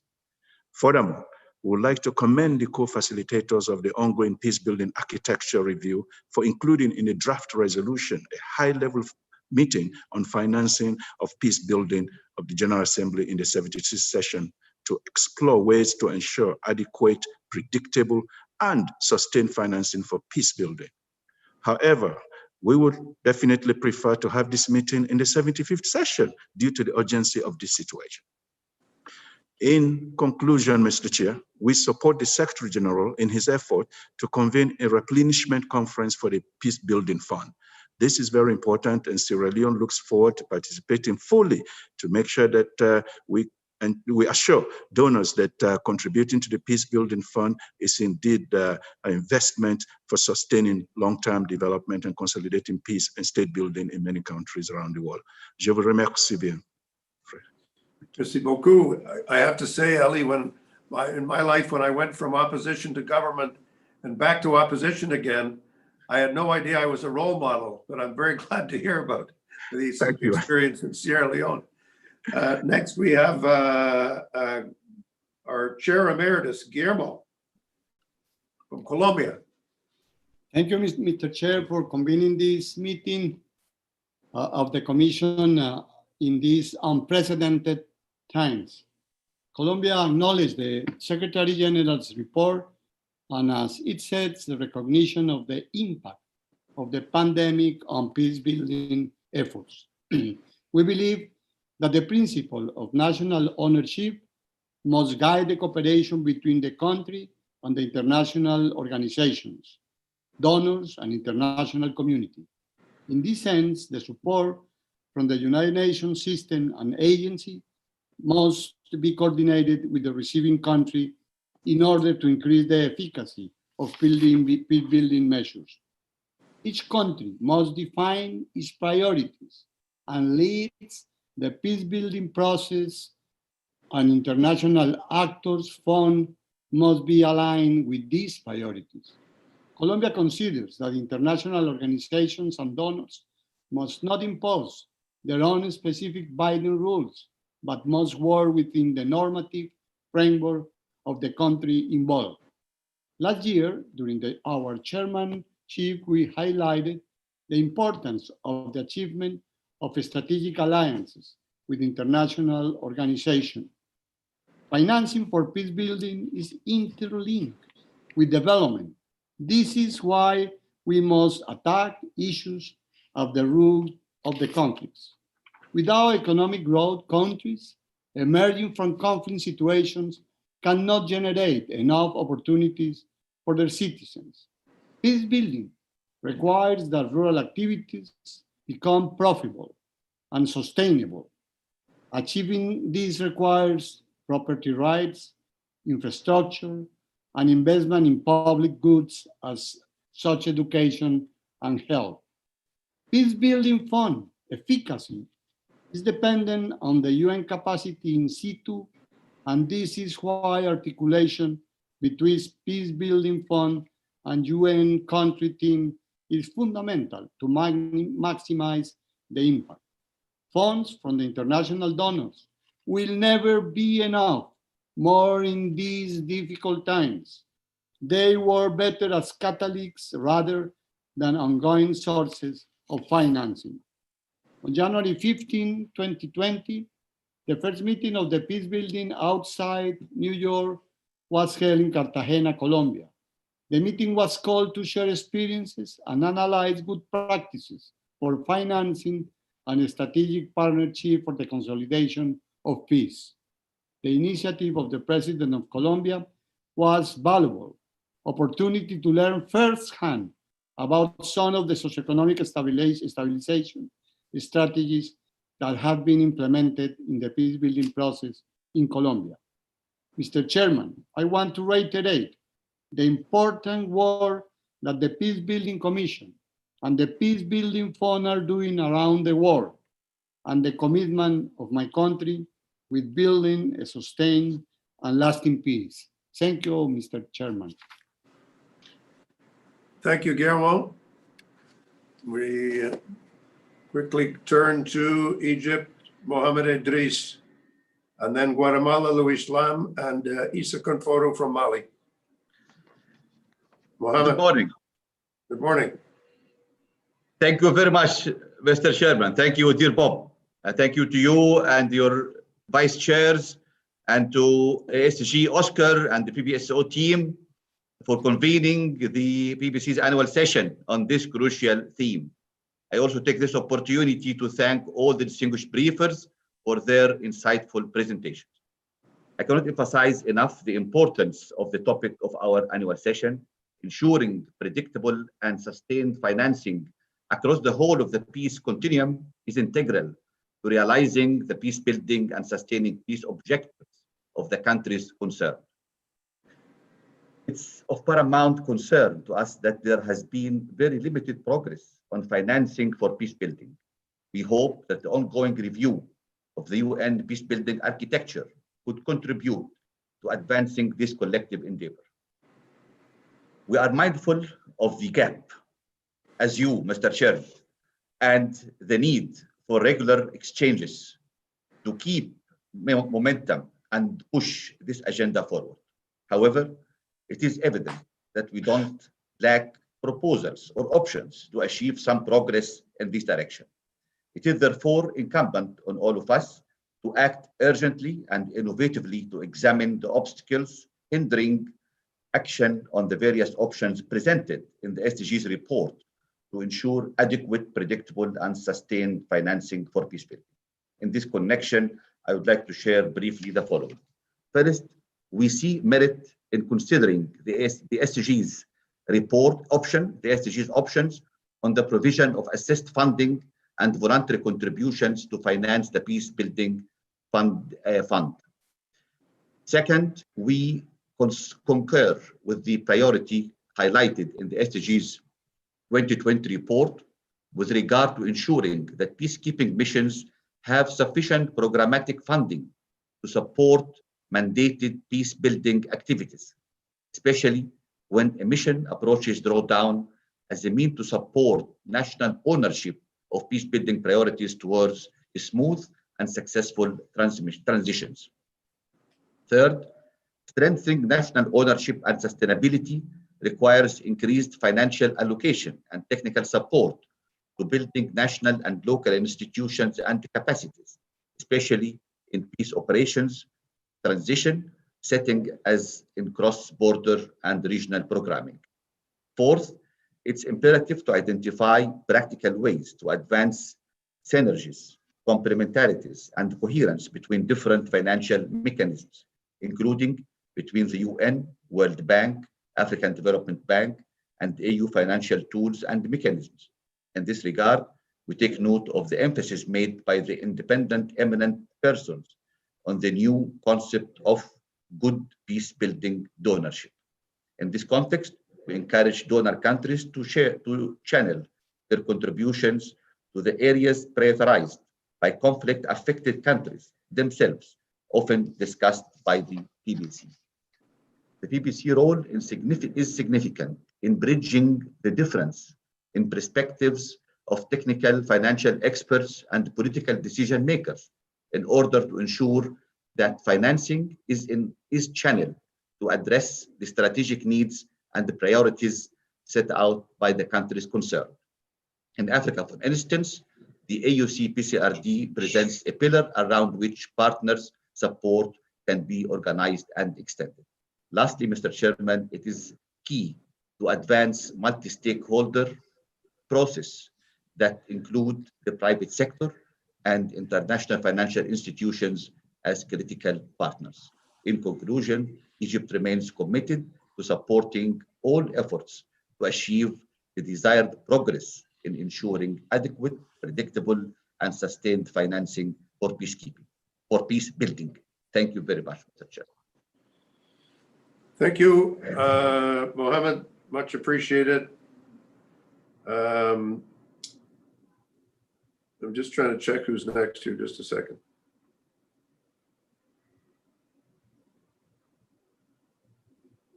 Oh yes, Luis from Guatemala. Thank you, Mohammed. Luis. Thank you. Thank you, Ambassador Bob, for convening this annual session to discuss financing for peacekeeping. So important topic. Let me also express my gratitude to the Secretariat for the Secretary General's remarks and the others' main briefers. Mr. President, Guatemala share recognizes the importance of adequate, predictable, and continued financing for peace building and sustaining peace activities of United Nations mandates. We share the interpretation that the humanitarian and development responses are conflict sensitive, and it is critical link in determining how successfully peace building responses contain the direct and indirect impacts of COVID-19, with the aim of having effective strategies and actions. Conflict sensitivity and peace building mandate is an approach that different United Nations actors already include while implementing the respective mandates. Mr. Chair, predictable funding will allow the Peace Building Fund to better harness resources to address the long-term multidimensional challenges posed by the coronavirus outbreak, especially in conflict-affected sites. In the context of peacekeeping operations, the implementation of quick impact projects play a critical role in building confidence between a mission and the local population, as well as improving the environment for the effective implementation of the mission's mandate and the establishment of peace processes.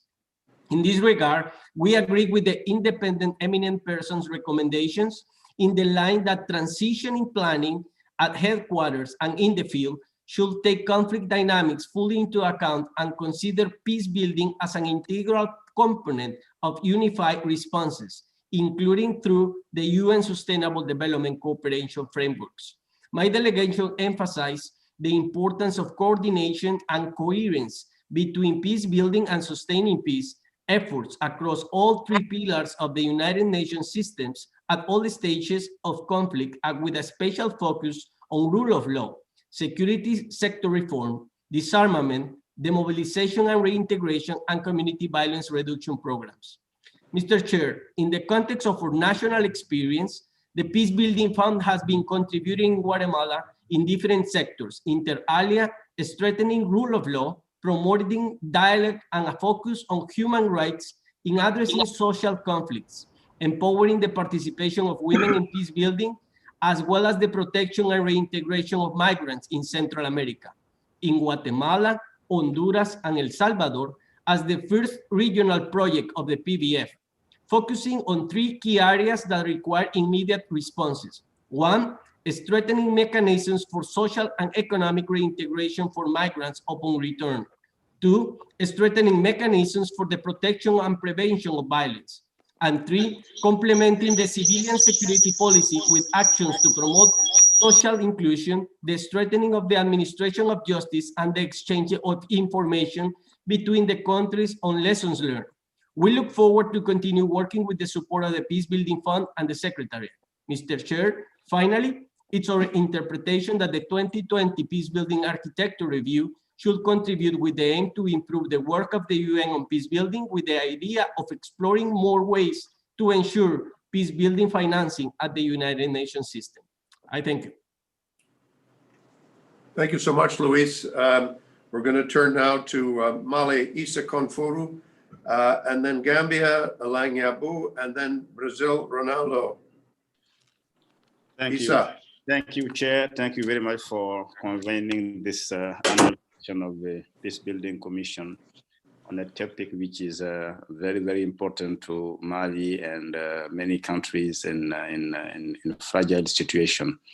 Yes, I fully share the views expressed this morning by not only the Secretary General, but also by our speakers, that prevention is much better and less costly than cure. And we all know how to prevent mainly conflicts, about mainly investing or addressing the basic need of our population by continuing to provide food security, water, education, health, electricity, economic and job opportunity for our people, particularly youth.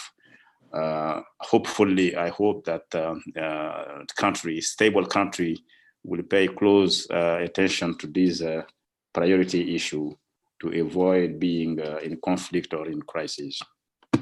I will be speaking about Mali, where we speak about not only prevention to prevent the spread of instability to the rest of the country, but also how to manage the multiple challenges my country is facing today. And in one area in which we are investing a lot is security, unfortunately, security. We are investing more than 21% of national budget to the sector of security because we want to protect our country, we want to protect our people. And by doing so, you see clearly that it's difficult to invest in the basic need of the population. This is the challenge we are facing. We want to secure, but at the same time, invest in our people. And we don't have enough resources to do both at the same time. And sometimes people lose patience, and it will lead to a situation where the governments are challenged. And we faced that in August, where the president had to resign, and we are now in the transition with priority issues. One of the priorities is, I come back to security again.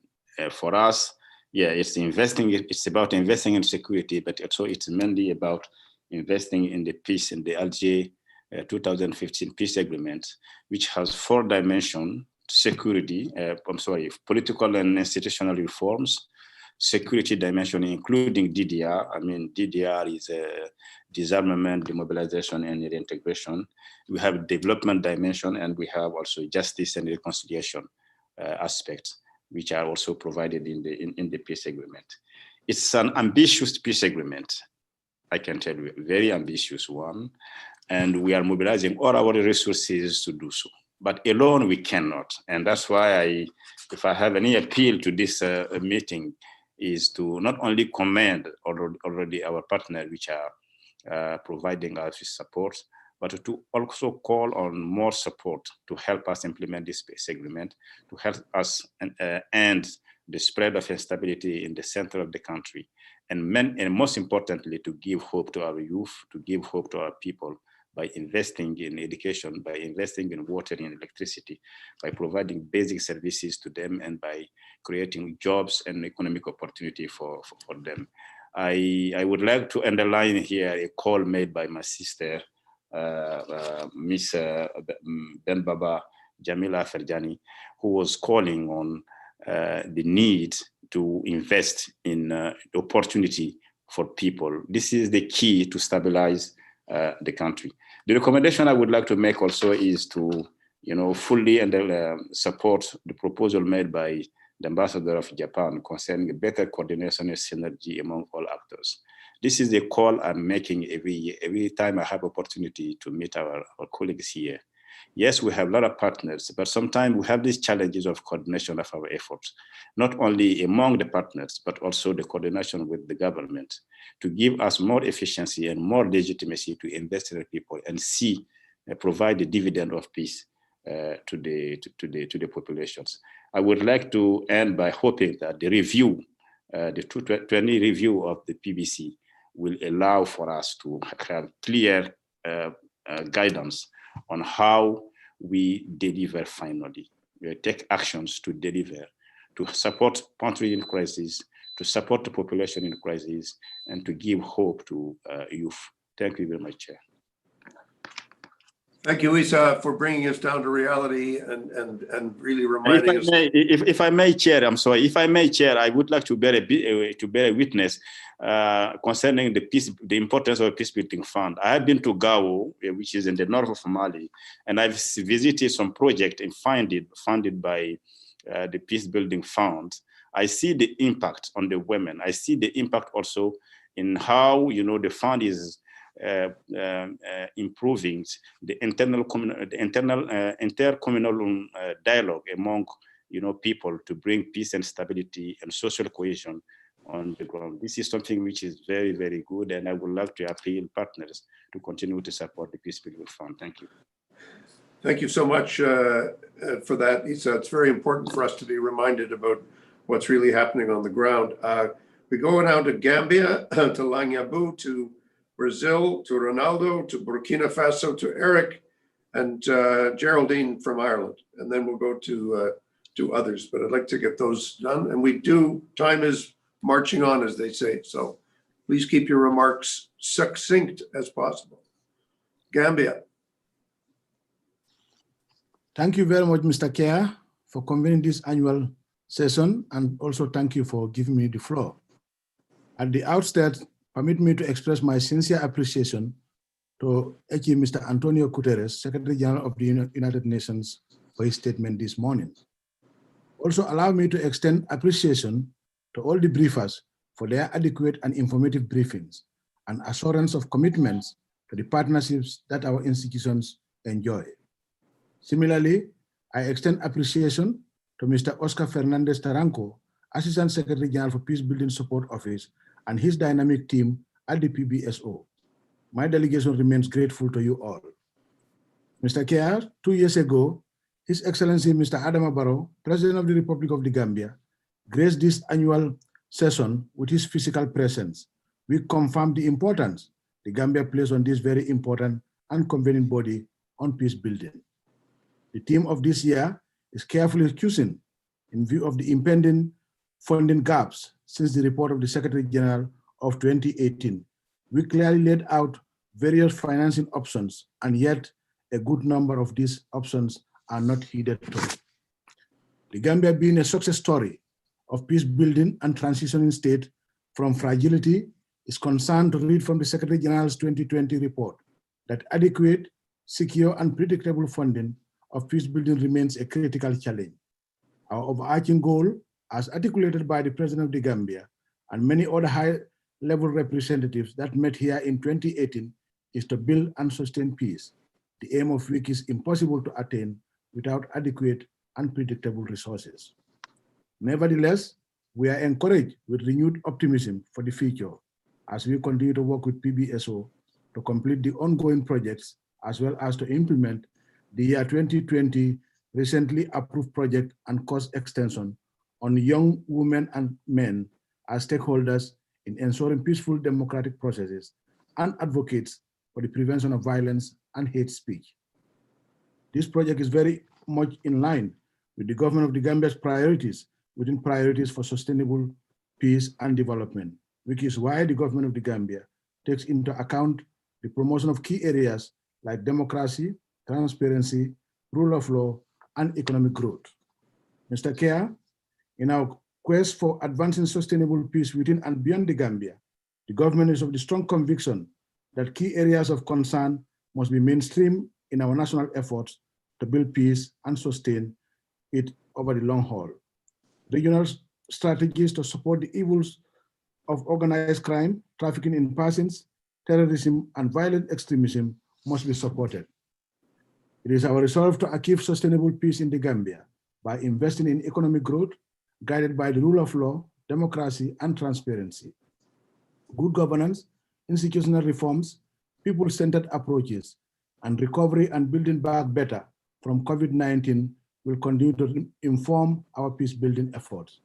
Mr. Chair, the government is committed to creating an enabling environment that encourages constructive criticism, including a new and vigorous role for the civil society. As partners, the civil society plays a crucial role in peace building and sustaining peace. The government of the Gambia strongly believes that it is the responsibility of every responsible government to provide its citizenry with an atmosphere that is conducive to support the development of their full potential if they are to grow as people in a sustained and peaceful environment. In closing, Mr. Chair, consolidating the dividends of peace remains one of the major priorities of the government of the Gambia, and we will continue to exert all our efforts towards achieving durable peace. We recognize, however, that we have challenges just like in any restored democracy, including the revival of our economy, a comprehensive reform of our laws and various administrative and state institutions. Peace building and sustaining peace will remain worthwhile investments for our newfound democracy and sustained peace. We would like to reiterate our appreciation to our partners and call on them to be steadfast with their continued material and financial support, capacity building, technical cooperation, and exchange of ideas. I want to conclude by reaffirming my confidence in our ability to achieve our collective goal of peace building and sustaining peace. The UN, regional organizations, and the international community must learn from each other's best practices by forging a consolidated partnership for peace. National efforts or programs must be supported through the provision of material and technical assistance geared towards peace building. The UN Peacebuilding Support Office and the Peace must be generous, timely, and critical interventions will be launched to support governments. We must embark on a renewed and innovative push for financial partnerships at national, regional, and global levels in order to close the funding gaps highlighted in the 2020 report of the Secretary General. I thank you, Chair, once again for giving me the floor. Thank you very much. Now go to Brazil, Ronaldo Costafilho, and then Burkina Faso, Eric Tatiari. Thank you very much, Mr. Chair. Let me start by thanking you, Bob, and your team, as well as PBSO for organizing this very timely debate on financing for peace building. Let me also express our appreciation to the Secretary General and to all the briefers for their invaluable considerations. Brazil attaches great importance to the effectiveness of United Nations efforts to build and sustain peace, for which financing and partnerships are key elements. Within our collective peace and security paradigm, investments in sustaining peace tend to be more cost-effective. In comparison to the crisis-oriented approaches to maintaining peace and security, the long-term engagement provided under the peace-building framework is better suited to address underlying causes of armed conflict and strengthening national capacity to sustain peace. As many have mentioned around the table today, I will quote the Secretary General to say that it costs far more to pick up the pieces after crises than it does to prevent them. Now, with a view to continuing this process of strengthening the financing and partnership elements of peace building, we would like to put forth 5 recommendations. First, member states should remain committed to achieving a quantum leap in the peace building fund. The PBF has proven to be an indispensable tool, providing for timely and catalytic support for nationally led efforts to build and sustain peace.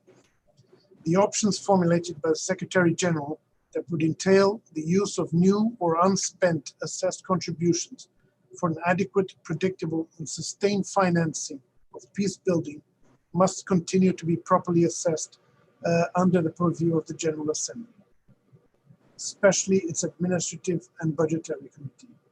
We may also examine additional cost-neutral options aimed at reducing duplication of efforts.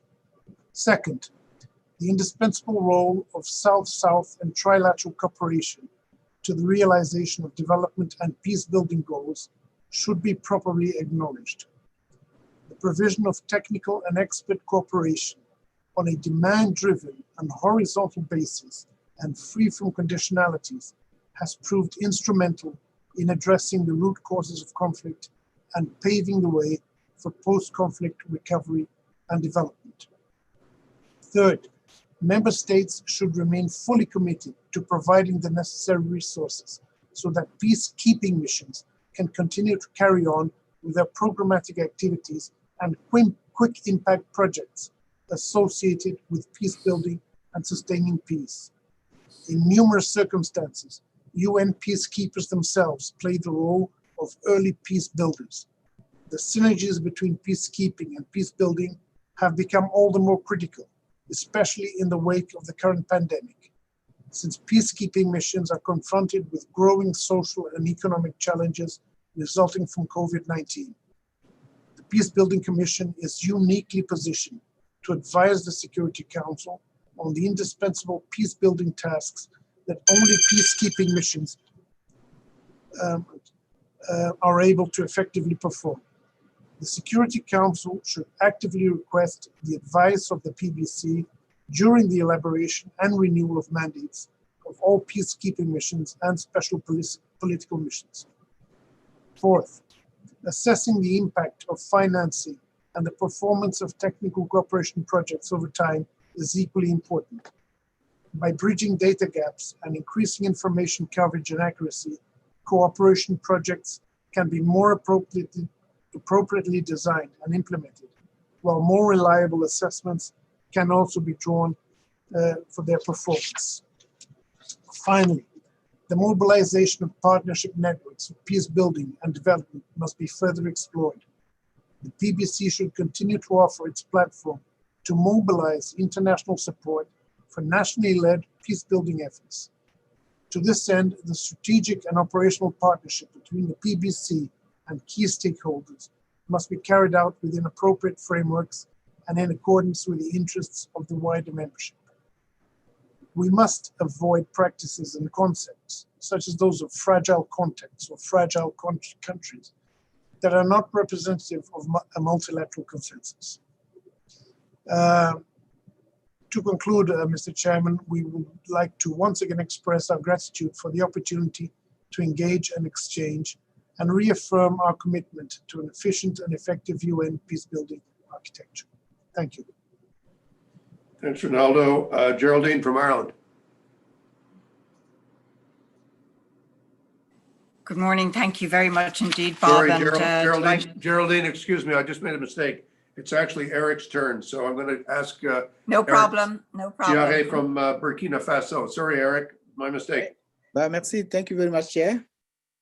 I would like to join the others to congratulate you for organizing this timely annual session devoted to the financing of peace building.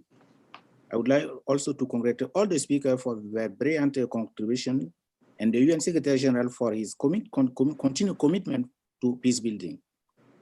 I congratulate also SG Fernando Oscar and his entire team of PBSO and take this opportunity to thank all the traditional donors and contributors to the PBF for their continued efforts and mobilizing resources and funding for global peace building initiative.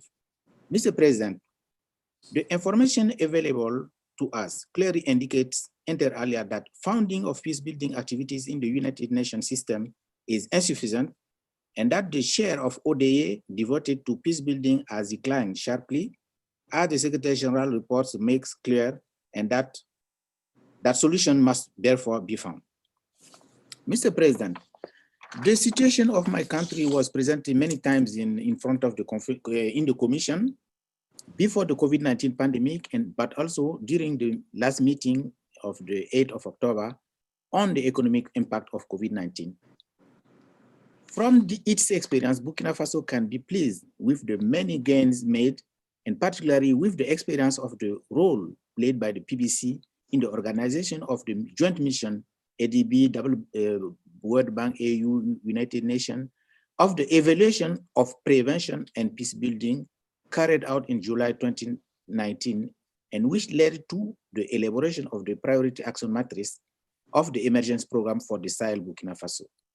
When the map was presented to the Commission in March, a gap of 177 million was identified, and funding for this gap was to allow for a series of short-term action to be carried out until 2021 in order to provide opportunities for stabilization and peace building by improving the security and giving living condition of the population. Two lessons can be drawn from the current situation. First, there is a little interest on the part of partners to support the Axis 1, which concerns security and the role of the law. However, securing the territory, goods and people is fundamental for humanitarian and development intervention. Two, intervention have consisted in realigning ongoing convention and programs already taken into account in the planning. Mr. President, I follow the presentation by representative of World Bank, ADB, and the Peacebuilding Fund Advisory Group. Before we get new donors, could we consider the idea proposed by many heads of state and government, namely the cancellation of the debt? As you know, the cancellation of the debt will allow government to use the amount to settle social issues, but also to invest a little more in the health, education, agriculture, and so and so. As an illustration, Burkina Faso debt service represented a quarter of the investment budget, and as of June 30, 2020, the debt stock represents more than 46% of GDP. It's now clear that the public debt is a real obstacle to the development of resilient population and the recovery of economies. As Mrs. Yufen Lee, the UN independent expert on debt on human rights, declared that the temporary debt moratorium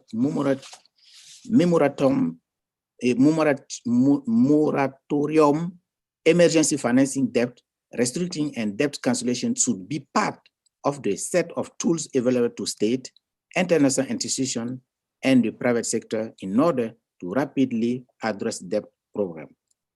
In conclusion, Mr. President, I would like, and while we are waiting to find sustainable financing solution, the mobilization of all, solidarity, and the development of all initiatives among partners will make it possible to achieve the Secretary General objective of mobilizing $500 million per year for the Peacebuilding Fund. I thank you.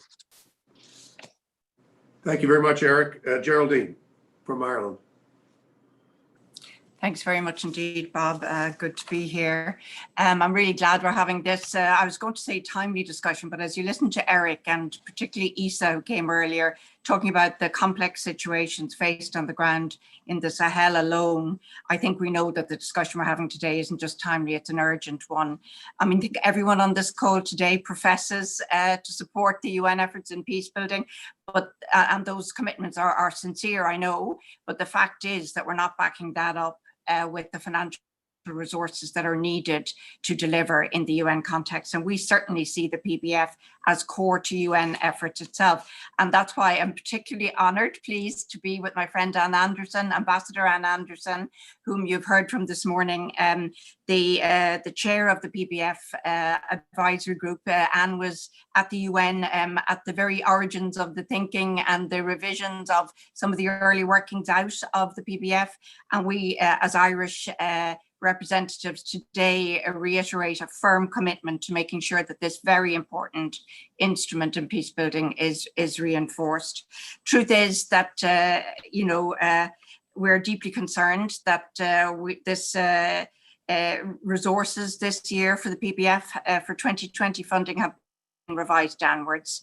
We simply find that at such a critical moment, having heard the contributions this morning, that this is really unconscionable here in this House. We're very worried that overall financing for peace building efforts is on a downward trajectory in the House. So we want to make sure that whatever we say to each other this morning makes some difference. So I have sort of 5 very pragmatic thoughts about how we might try and marshal the resources we need to back up the commitments we profess to have, practical solutions in a way. First, the peace building work that we do, we know it needs to be supported at the national and local levels. We've heard that consistently from those in a way who consume the PBF on the ground. To be effective, we think as Ireland that this needs work from our side to facilitate nationally owned, community-led processes. I know I've said this many times, the key point of entry for actors on the ground, women, young people, civil society, these are critical actors in the solutions. But frankly, we see consistently are often left out of more traditional approaches and programming, and particularly at the early stages. I know I've had these discussions with Oscar and Barry over time. We need to see the resources going to early stages of peace building work to those groups. Last year, I'm delighted Ireland worked with 55 partner organizations on the ground in peace and security projects across the globe, but there's more to be done. The second point I want to make, Bob, is about access to financing. We feel that we need to better understand, and then if we understand, then to act to remove the barriers to accessing peace building financing at the very grassroots level. We recently here at the mission teamed up with UN Women and the Global Network of Women Peace Builders to actually consult with grassroots women peace builders across different contexts. And the survey of our work showed basically that their work is not sufficiently prioritized by donors. So they're not receiving or not getting access to funding, and that funding at local levels is less accessible to the local peace builders for a myriad of administrative reasons, it seems. So I think we need to get a better handle on this. And we also know from the work we did with the women peace builders that COVID-19 creates the added risk that the women peace and security agenda is somehow pushed down, and therefore it becomes an added obstacle for them. The third point I want to make is about coherence. I've heard very cogent presentations this morning, and that we really need to support greater coherence. That's right across the board. I would just highlight that the UN and the IFIs, of course, must address the fragmentation of peace building funding across the system. We've heard very pointed remarks about that from some of our colleagues, and I think we need to come back to that again as PBF or as PBC. The Humanitarian Development Peacebuilding Partnership Facility, we think, is a very good example of cooperation that's actually working between the World Bank and the UN. We need to see more of the same, more of that. The fourth point I would say is that we would like to also, as an EU member state, see a more strategic relationship between the EU and the PBF. And we're ready to support that and to make an effort to increase that relationship and increase the coherence of the work between us.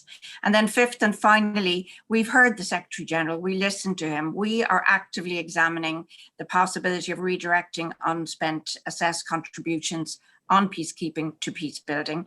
If I can conclude by saying a big thank you to you, Mr. Chair, to Anne, the chair of the advisory group, but also to Oscar, Barry, Paolo, all your other colleagues from PBSO. I have deep, deep respect for the work that you do. That's not news to you. We've been by your side for 2 years on the PBC. I regret deeply that we won't be a member of the PBC next year, but we certainly will remain an active participant.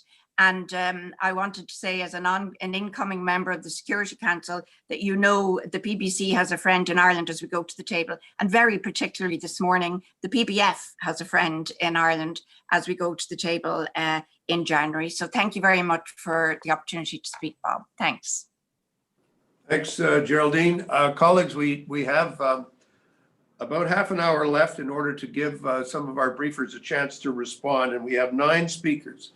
So you do the math. That's no more than 3 minutes each. So please keep it down to that limit as we go through. I have Sharjah from Pakistan, Amir Khan. I have the Kenya Sharjah, Susan Mwang. I have from Liberia, Israel Davies, and from Switzerland, Adrian Howry. So I'm going to go right away to Amir from Pakistan. 3 minutes, please, Amir. Thank you, Ambassador. I'll be very brief. Excellencies, ladies and gentlemen. At the outset, I wish to congratulate Canada and Ambassador Rai for the excellent work done as chair of the Peacebuilding Commission. We thank all the participants, especially the briefers, on their insightful remarks made earlier today. We agree that partnerships coupled with innovative financing solutions are critical for making progress on peace-building agenda. The success of United Nations peace-building architecture depends on adequate, predictable, and sustained financing to the Peacebuilding Fund, giving its catalytic potential and ability to support risky projects. The fund offers a unique value, especially in conflict situations. Therefore, efforts must be geared towards achieving 500 million per year for the Peacebuilding Fund, a target identified by the Secretary General in his 2018 report on peacebuilding and sustaining peace. We expect that the 2020 review would strengthen the role of Peacebuilding Commission as an intergovernmental advisory body, extending cross-pillar coherent support to the UN peacebuilding agenda and bringing in elements of innovating finances. Excellencies, my country remains closely associated with the work of the Peacebuilding Commission. We believe that a robust commitment to the UN peacebuilding will bring improvement across the peace continuum, from conflict prevention to conflict resolution, peacebuilding, and sustaining peace. As the world faces an unprecedented crisis, we must step up efforts to support the Peacebuilding Commission in bringing together all relevant actors for nationally owned post-conflict development and reconstruction. Mobilizing all available resources coupled with a conflict-sensitive and inclusive response is the key to overcome the scale of challenges. Fortunately, Commission has the potential to fill the gap between short-term crisis response and long-term undertakings for sustainable development. Excellencies, mainstreaming the peace-building agenda is our conversations will help identify the root causes of conflict. We would like to reiterate that addressing the root causes of conflict are critical for a meaningful peace-building agenda. Prevention saves cost, but more importantly, it saves lives. While committing to peace-building agenda, we should remember that sustainable peace is a shared responsibility that should flow through rules-based international order. Lasting peace in conflict situations cannot be imposed from outside. It has to come from inside, with the participation of local population and domestic leadership. A self-sustaining, effective state authority should be at the heart of our efforts. I thank you, Mr. Chairman.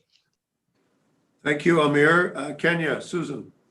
Thank you, Chair, and thank you for convening this meeting on financing for peace building. It is noteworthy that before the COVID-19 pandemic, most conflict-affected and fragile countries were already experiencing weak economies and multifaceted challenges to peace. The pandemic has also disproportionately impacted developing and emerging economies and characterized by falling GDPs, even as governments grapple with mitigation measures to keep their economies running. Excellencies, ladies and gentlemen, it is against this background that we must address the challenge of ensuring adequate, predictable, and sustained resources for peace building, while safeguarding the gains that have been achieved so far in addressing the root causes of conflict. I have a few observations to make in this regard. First, the mobilization of resources for peace building has to be a shared responsibility.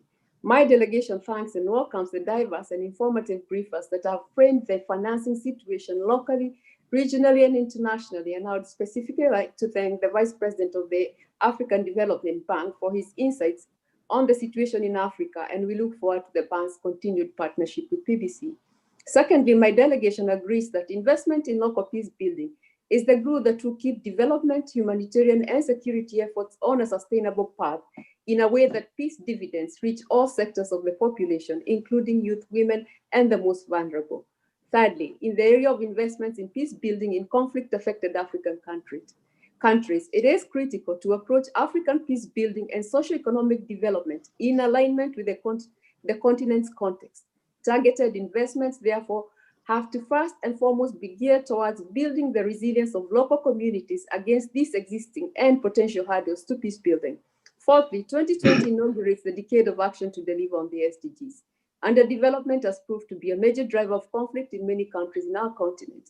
Integration of existing regional peace development frameworks is a cost-effective measure, and operationalization will be faster since the normative framework is already contextualized and in place. They include the Agenda 2063, the new Partnership for Africa's Development, and the post-conflict reconstruction and development.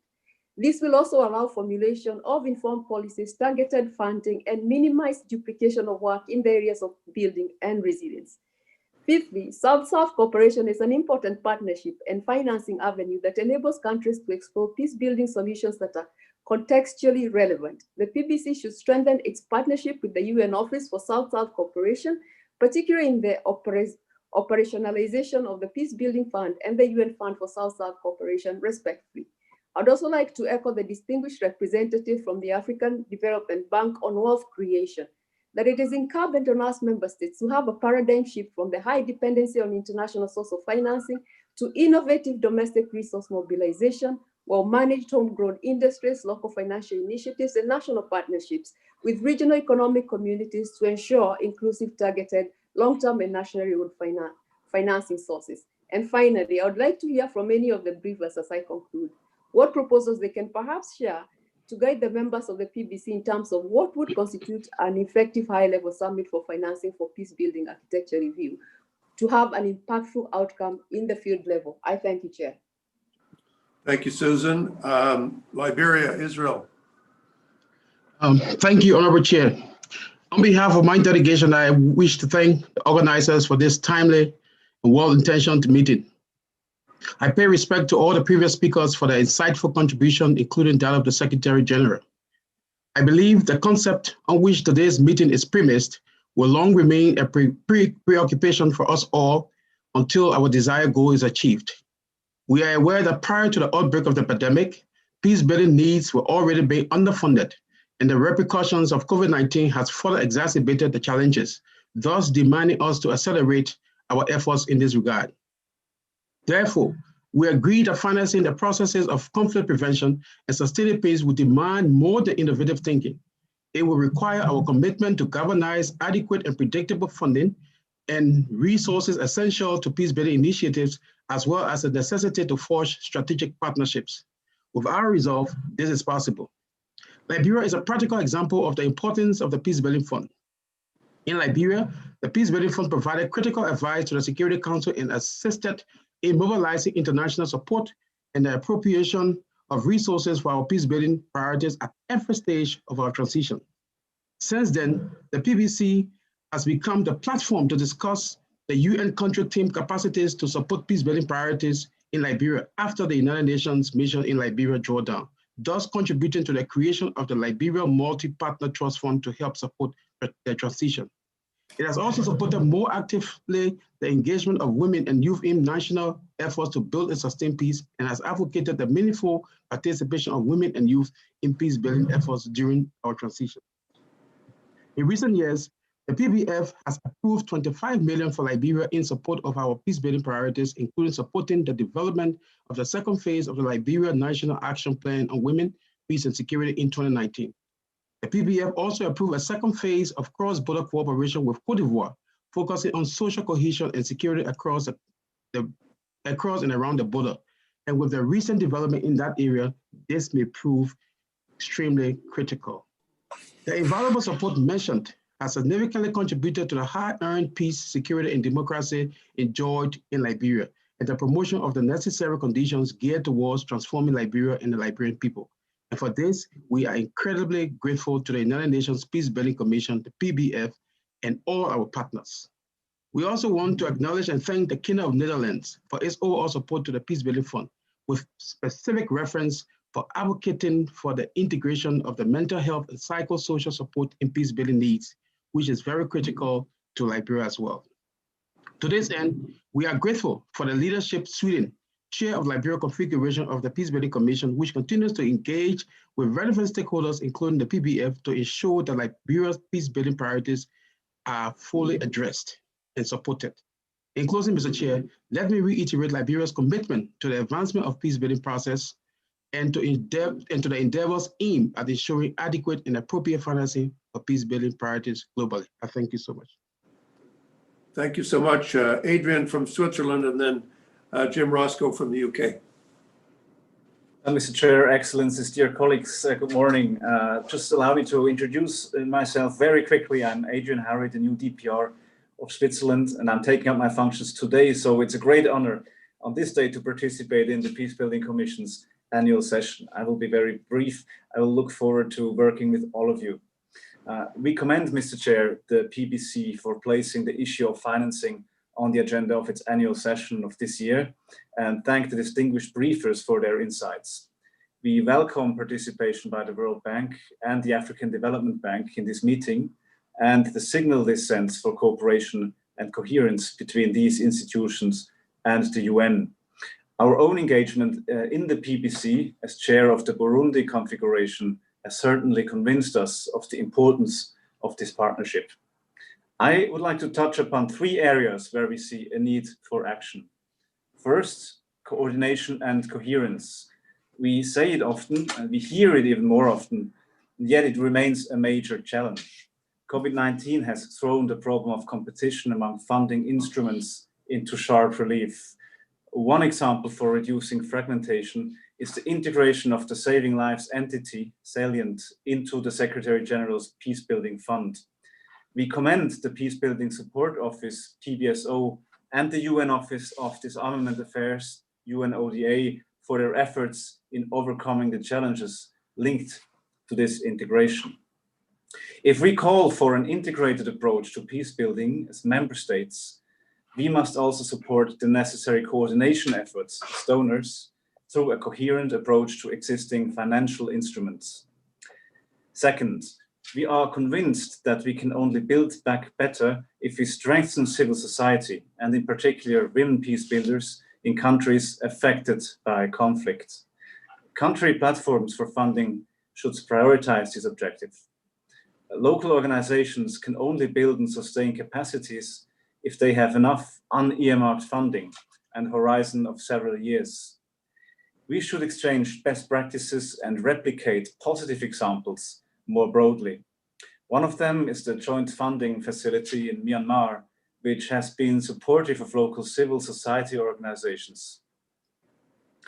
Third, Mr. Chair, we believe collective efforts are required within and among governments to diversify the donor base for peacebuilding. Switzerland has a dedicated budget line for peacebuilding. The Human Security Division within our Foreign Ministry is leading on the implementation of peacebuilding activities. But we understand peacebuilding as a whole of system task. The Swiss contribution to the PBF is split. 70% comes from the Human Security Division and 30% from development cooperation. To increase funding and to create a broad coalition of peacebuilding donors, we need to make the case at home that peacebuilding is not the task of just one single government branch or division. We have to communicate objectives and share success stories in a language understood by a diverse set of partners, including development and humanitarian actors, IFIs, and the private sector. Mr. Chair, as we look forward to join the organizational committee of the PBC in 2021, we can assure you that Switzerland will remain an active and committed partner in the effort to ensure sustained and predictable financing for peacebuilding. Thank you very much. Thank you, Adrian, and welcome. Good to have you with us. James Roscoe and then Courtney Nemiroff from the US. James from the UK.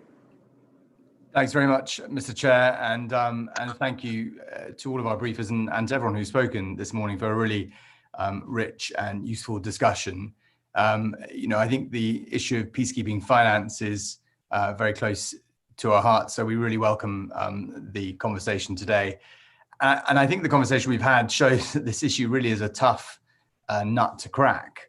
The SG reiterated again this morning the importance of adequate and predictable financing, and he's been saying this really since the early days of the Sustaining Peace Agenda, and with good reason, because we collectively believe, as we've all said today we do, that peacebuilding approaches are the right approaches for preventing costly and catastrophic conflicts and building strong and stable societies. So then we need new ways to find the right resources to ensure that peacebuilding approaches are properly funded. But as the 2020 review process has underlined, this remains a problem. And COVID-19, again, as we've heard today from many speakers, risks exacerbating the challenge. I thought the starkest stat so far today was from Frank at the World Bank earlier, telling us that just this year alone, between 18 and 27 million people have moved into poverty, a really striking number. And while donor countries like the UK and others have stepped up contributions to the SG's Peacebuilding Fund in recent years, it's clear that the money that we have just remains insufficient. Now, Chair, there's no single simple solution to this conundrum. We need to examine the full range of potential options, from the much discussed quantum leap for the PBF to innovative or blending finance models. What works for some countries and organizations may not work for others. But I'm confident that in exploring all options together, we can move the dial in the right direction. I think there are two things that are worth keeping in mind as we go about this process. Firstly, as the 2016 twin resolutions highlighted, peacebuilding is a concern for the entire UN system. And secondly, even then, the UN can't do it alone. So on the first point, Chair, we need to ensure that the UN system as a whole is able to optimize the available resources. The PBF cannot solve the peacebuilding challenge alone. As an instrument, the PBF is at its best when working with UN field presence and their partners to catalyze innovative approaches and to galvanize broader impetus. That's why it's critical that the broader capacities of the system reinforce peacebuilding objectives. This means peace operations and the UN development system ensuring that their work is conflict sensitive and that it contributes in accordance with the mandates and guided by the relevant cooperation and coordination frameworks, but it contributes to peacebuilding objectives. Over 50% of UK official development assistance is allocated in conflict areas and fragile settings. And we, on our side, continuously strive to ensure that ODA is deployed strategically and effectively. This is why we have raised before the idea of a peacebuilding marker and engaged with others on the question of good peacebuilding donorship. On the second point, Chair, it's critical that the UN build greater synergies with other development actors, including the IFIs, and it's great to see some of them here today. The UK strongly supports the deepening partnership between the UN and the World Bank. Alongside our support to the PBF, the UK has also been the largest donor to recent replenishments of IDA, which have seen increased finance for fragile states. And we are particularly proud of our support to the UN Humanitarian Development Peace Partnership Facility, which has been instrumental in operationalizing the UN World Bank partnership. But on the ground is where these strategies matter most.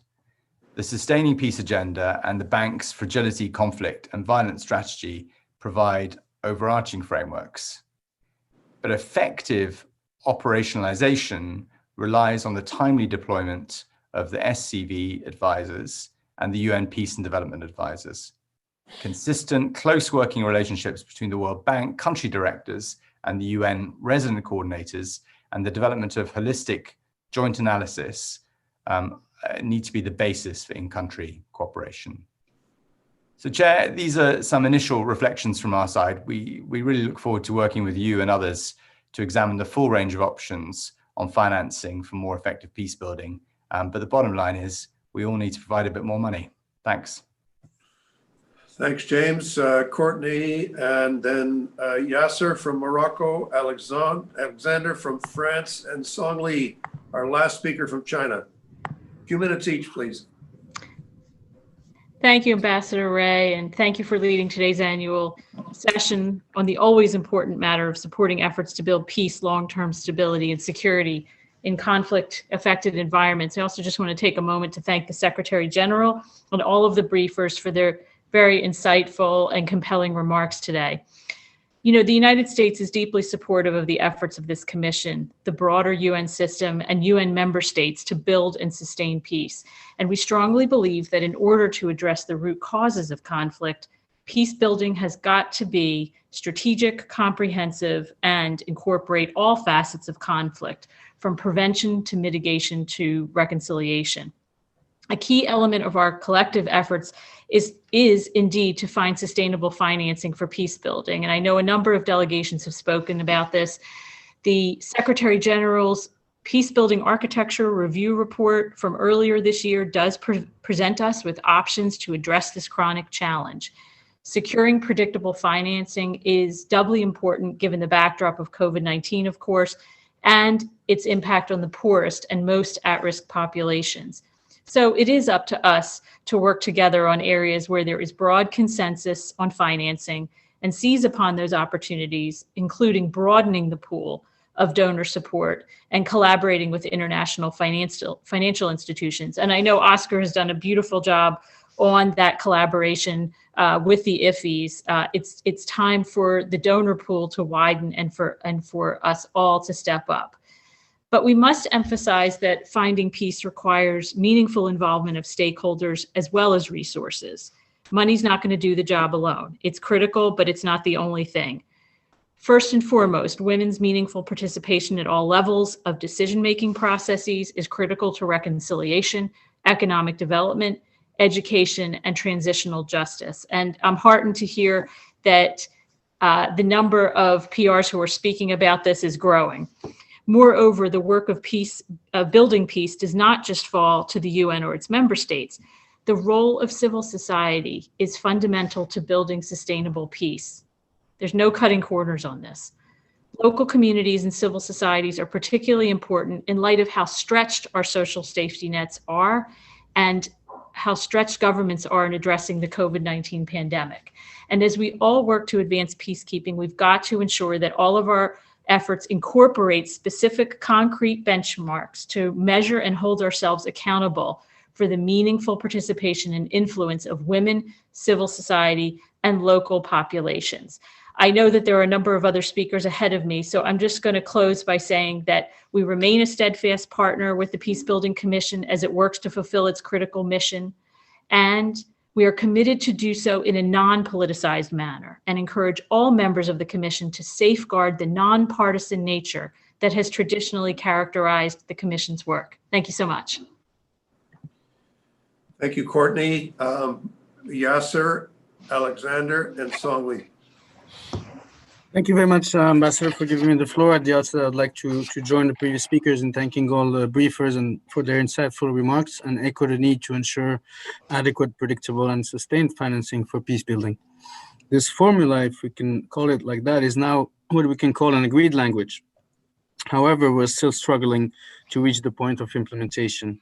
In other words, Morocco feels that we need to work urgently, collectively, to start discussing seriously the various options proposed by the SG in his previous reports. Indeed, the last SG's report on peace building is clear. Important achievements were mentioned on different aspects in the implementation of his recommendations stemming from the PBC review of 2016, except on financing. We welcome the proposal to organize a high-level meeting on peacebuilding financing at the next GA session and thank Canada for their engagement in this regard. As Ambassador just mentioned, they will be co-chaired by the Minister of Foreign Affairs. However, to be successful, we feel that the meeting will need to propose concrete actions and an outcome, ideally, or for example, a resolution in this regard. Since we all agree on the importance of financing for peacebuilding, we're confident that a consensus is possible. From another perspective, as chair of the CAR configuration, we have to admit that the Central African Republic has benefited the past few years from an increased interest with the growing support, financial as well, from its major partners, in particular the UN, the European Union, and also the World Bank. But despite this generous support, some areas, such as humanitarian needs, are still far from what is needed. The PBF is also playing a key role in the country, and the projects launched are a perfect example of the catalytic nature of the fund, which we fully support. And we take this opportunity to congratulate PBSO in this regard. Finally, Mr. Chair, I take the opportunity of having the Vice President of the African Development Bank with us today to encourage them and the UN to work more closely together and express our full support to any projects or action that the bank is or is willing to develop in the Central African Republic. And I thank you very much. Thank you, Yasser. Alexander from France. Merci, Monsieur le Président. I thank all the briefers, and I would like to quickly insist on 2 points. First of all, responding to needs. Our efforts in favor of sustainable peace must imply more important and more predictable financing. We fully support the Peacebuilding Fund, which allows swift action in dangerous contexts. Its catalytic action mobilizes contributors, agencies, and funds of the United Nations. Its capacity to establish trans-border projects is particularly valuable, especially in the Sahel. France has heard the call of the United Nations Secretary General for a quantum leap in PBF financing. Between 2017 and 2020, we have multiplied our contributions by 5. We have contributed $1.1 million this year and will multiply that amount by 4 in 2021 to reach $4.5 million. France also provides important financing via the Minca Peace and Resilience Fund of the Agence Française de Développement. This fund has allowed the granting of more than 260 million euros of donations last year to support conflict prevention and crisis recovery in the Sahel, around Lake Chad, in the Central African Republic, and in certain countries of the Middle East. This brings me to my second point, innovative financing and partnerships. I welcome the efforts of the PBF to find innovative financings, particularly from private actors, businesses, or foundations. When it is possible, we must work with the private sector. PBF initiatives to incite the private sector to invest in post-conflict zones, as was done in Colombia, have to be fully welcomed. This is a path which has to be further explored, as peacebuilding is everyone's concern. Finally, we should also reinforce partnerships with the World Bank and the International Monetary Fund, but also with regional organizations, particularly the African Union. We must also work with local authorities and civil society. Ownership at the national and local level is indispensable. Women and youth must finally be fully associated to building a sustainable peace. Thank you, Mr. President. Thank you, merci beaucoup. Song Li from China. Thank you, Mr. Chair. Thank you for convening this meeting and giving me the floor. I also wish to join others to thank the briefers for their presentations. I will be very brief under the guidance of the chair. The unprecedented COVID-19 pandemic is threatening the health, safety, and well-being of all people, and aggravating development and humanitarian challenges. In face of this common crisis for humanity, no country can stay immune. It's much more important than ever to promote global solidarity and partnerships in support of effective, coherent, multidimensional, and people-centered responses to build sustaining peace. We share the concern of the Secretary General on financing issues. At the same time, we also noted that many countries affected by the pandemic are facing great financial pressure, especially the developing countries. China calls on all member states to provide assistance and make contributions to the UN peacebuilding architecture within their respective capacity. Peacebuilding Commission and the Peacebuilding Fund should direct their limited resources to the most critical areas so as to achieve maximum effectiveness and solve the most urgent problems. We should address the root causes of conflicts, especially through sustainable development. As we all can see, the root causes of most conflicts is unbalanced and inadequate development. PBC and PBF should focus on these points and increase their investments in sustainable development based on national ownership. Where there is sustainable development, there is a future of peace and prosperity. I thank you, Mr. Chair. Thank you very much. Colleagues, that presentation from our friend from China is the last of the contributions from different members. I'm going to ask 3 people to sum up, Ambassador Anderson, Ben Baba, and then of course Oscar, just for a few words as we conclude. So I don't know, Anne, if you're still there. I hope you are. Yes, I'm here. Good. It would be good to hear from you, and just to say a couple of words in terms of what you've heard. That'd be great. I thought it was a really good, rich discussion. Lots of important points there. Things like sorry, is this okay? Yes, yes, we can hear you. Lots of important points about partnership, coherence, synergies, and so on. And of course, we're going to take all those points on board. I think I want to just make one point that to me is very central. In talking about financing streams, I mean, we are on and on like a broken record, obviously, about the voluntary funding needing to extend the donor base, and all that is only been reaffirmed this morning. But the central point I want to make, I think, is about assessed contributions. It's the gold standard. It's something that the Secretary General has tried for, has spoken about, has set out options for us. And I think in terms of the importance of peace building, for logic and true seriousness of purpose, there would be a commitment in the United Nations to some form of assessed contributions that would give us the scale, that would give us the predictability. But I think we have to recognize, that there are key members of the United Nations, influential members, who are inherently opposed, reticent, unwilling, whatever word you want to put to it, to enter into a serious dialogue about some form of levy or assessed contribution. And I think we have to, as well as exploring everything else we're exploring, we have to make sure that the discussion around assessed contributions remains robust and that it's revived. And I think some of the most important things that people who have spoken this morning and PRs who have engaged so eloquently and well is to commit themselves to keep that discussion going in a serious way within the United Nations, and to be advocates in their engagement with those member states who are most reticent about this, to be advocates for that being the real way forward, the cost-effective way, the way that makes sense in every fundamental respect. So again, I'd like to say there's really important stuff that came out this morning.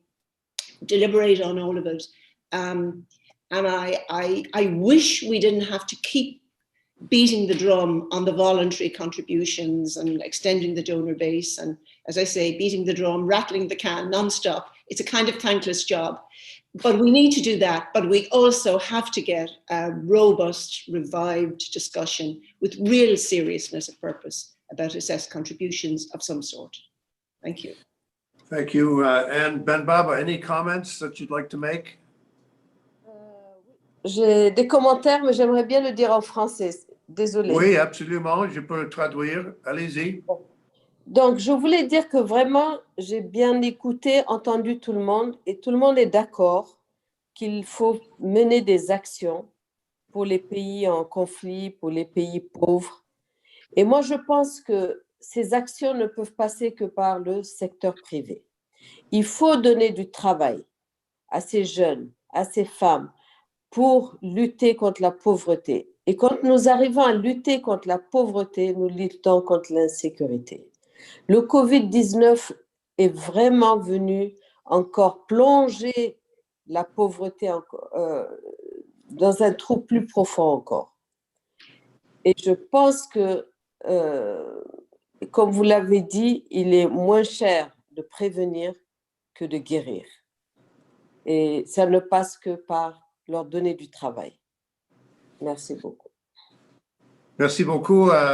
I think it was a very important contribution, a reminder from Ben Baba in Mali that the creation of work and of opportunity is really a key function, and that means understanding the role that the private sector plays in wealth creation, and that really is a very, very necessary part of what we do in peace building. That there's no conflict between peace building and development. In fact, the two things go very much together, and that requires continuing support for the activities of the private sector in creating wealth and creating jobs and creating opportunity.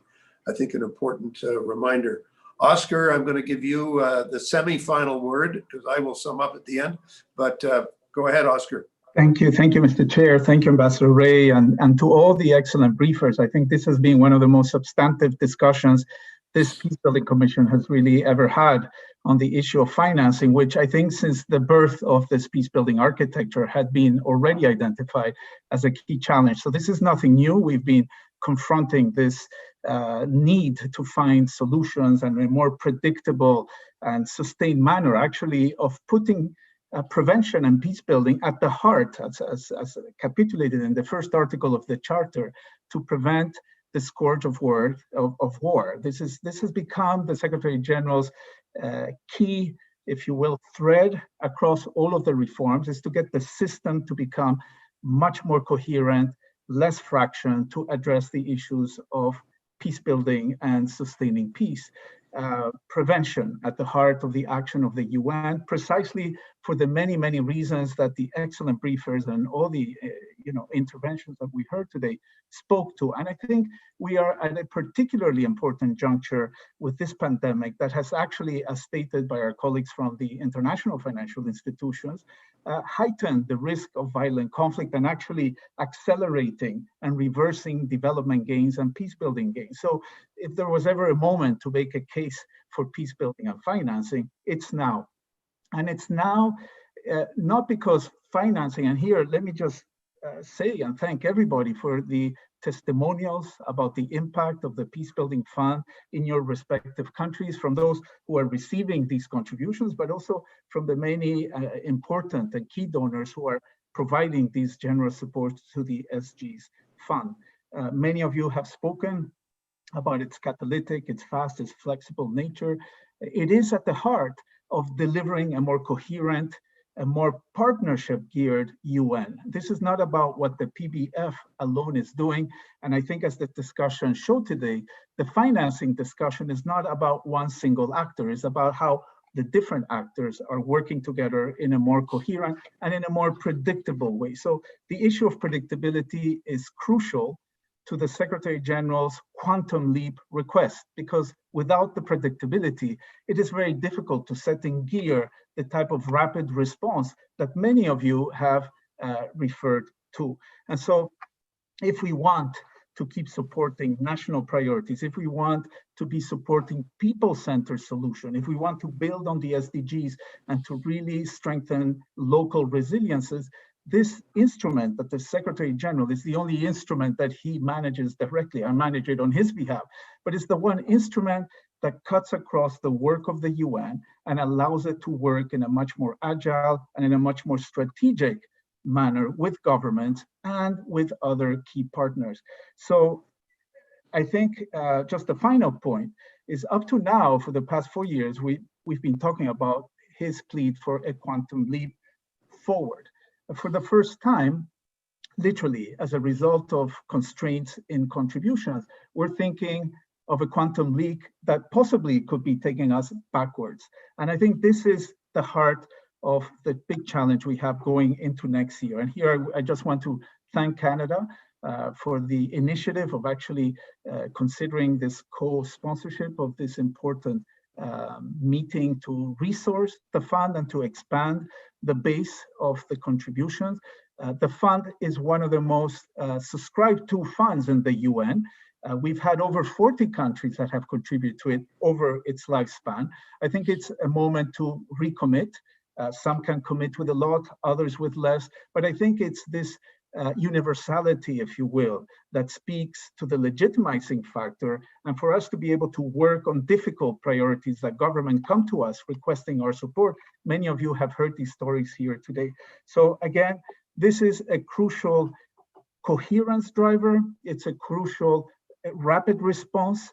We know that what we're asking for the fund is much less than what we are talking about in ODA, humanitarian or peacekeeping budget responses, but it does require dedicated support so that we can continue to deliver impact on the ground and to focus on peace building needs, on mobilizing the participation of women, young people, and strengthening the resilience of countries. So again, thank you very much. It's been very heartening to all my colleagues. I mean, we are exchanging messages about how great and how amazing each contribution was today in terms of the commitment and the seriousness of this discussion. So thank you again, Mr. Chair, and thank you all really for a very engaging and very thoughtful interventions today and the high level of it as well.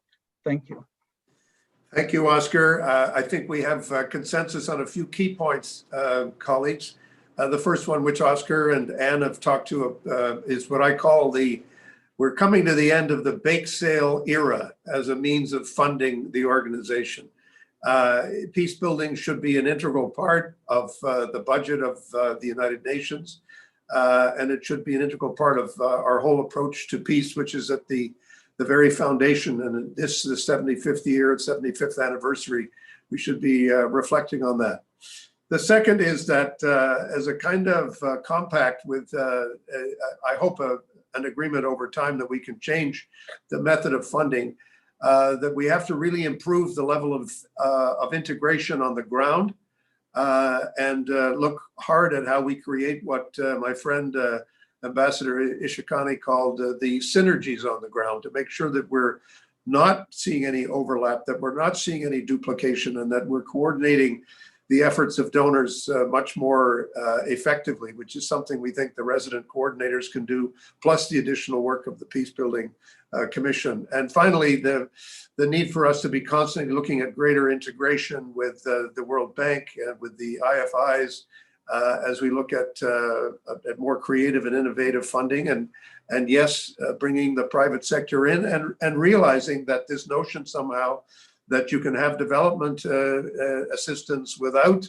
engaging the private sector, without engaging the NGO sector, is simply not going to happen. And that strength comes from the ground.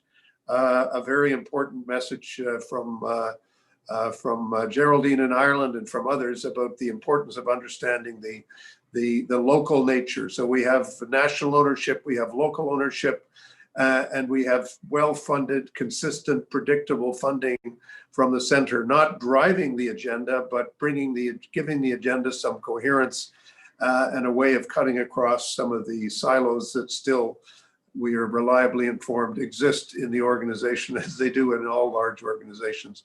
So thank you, colleagues. Merci beaucoup. It was a good meeting. Much appreciated. We will be back with other sessions before the mid-December, end of September, December break period. And we'll be back after the middle of January for a full engagement on where you really stand. We're going from the aspiration to the execution in terms of how we're going to get there. So thank you very much. I appreciate your attendance today, and it's good to have all of your tremendous contributions. Merci beaucoup. Thank you so much.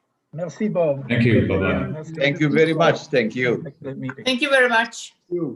Bye. Thank you very much. Bye. Thank you very much, everyone. Thank you, Care.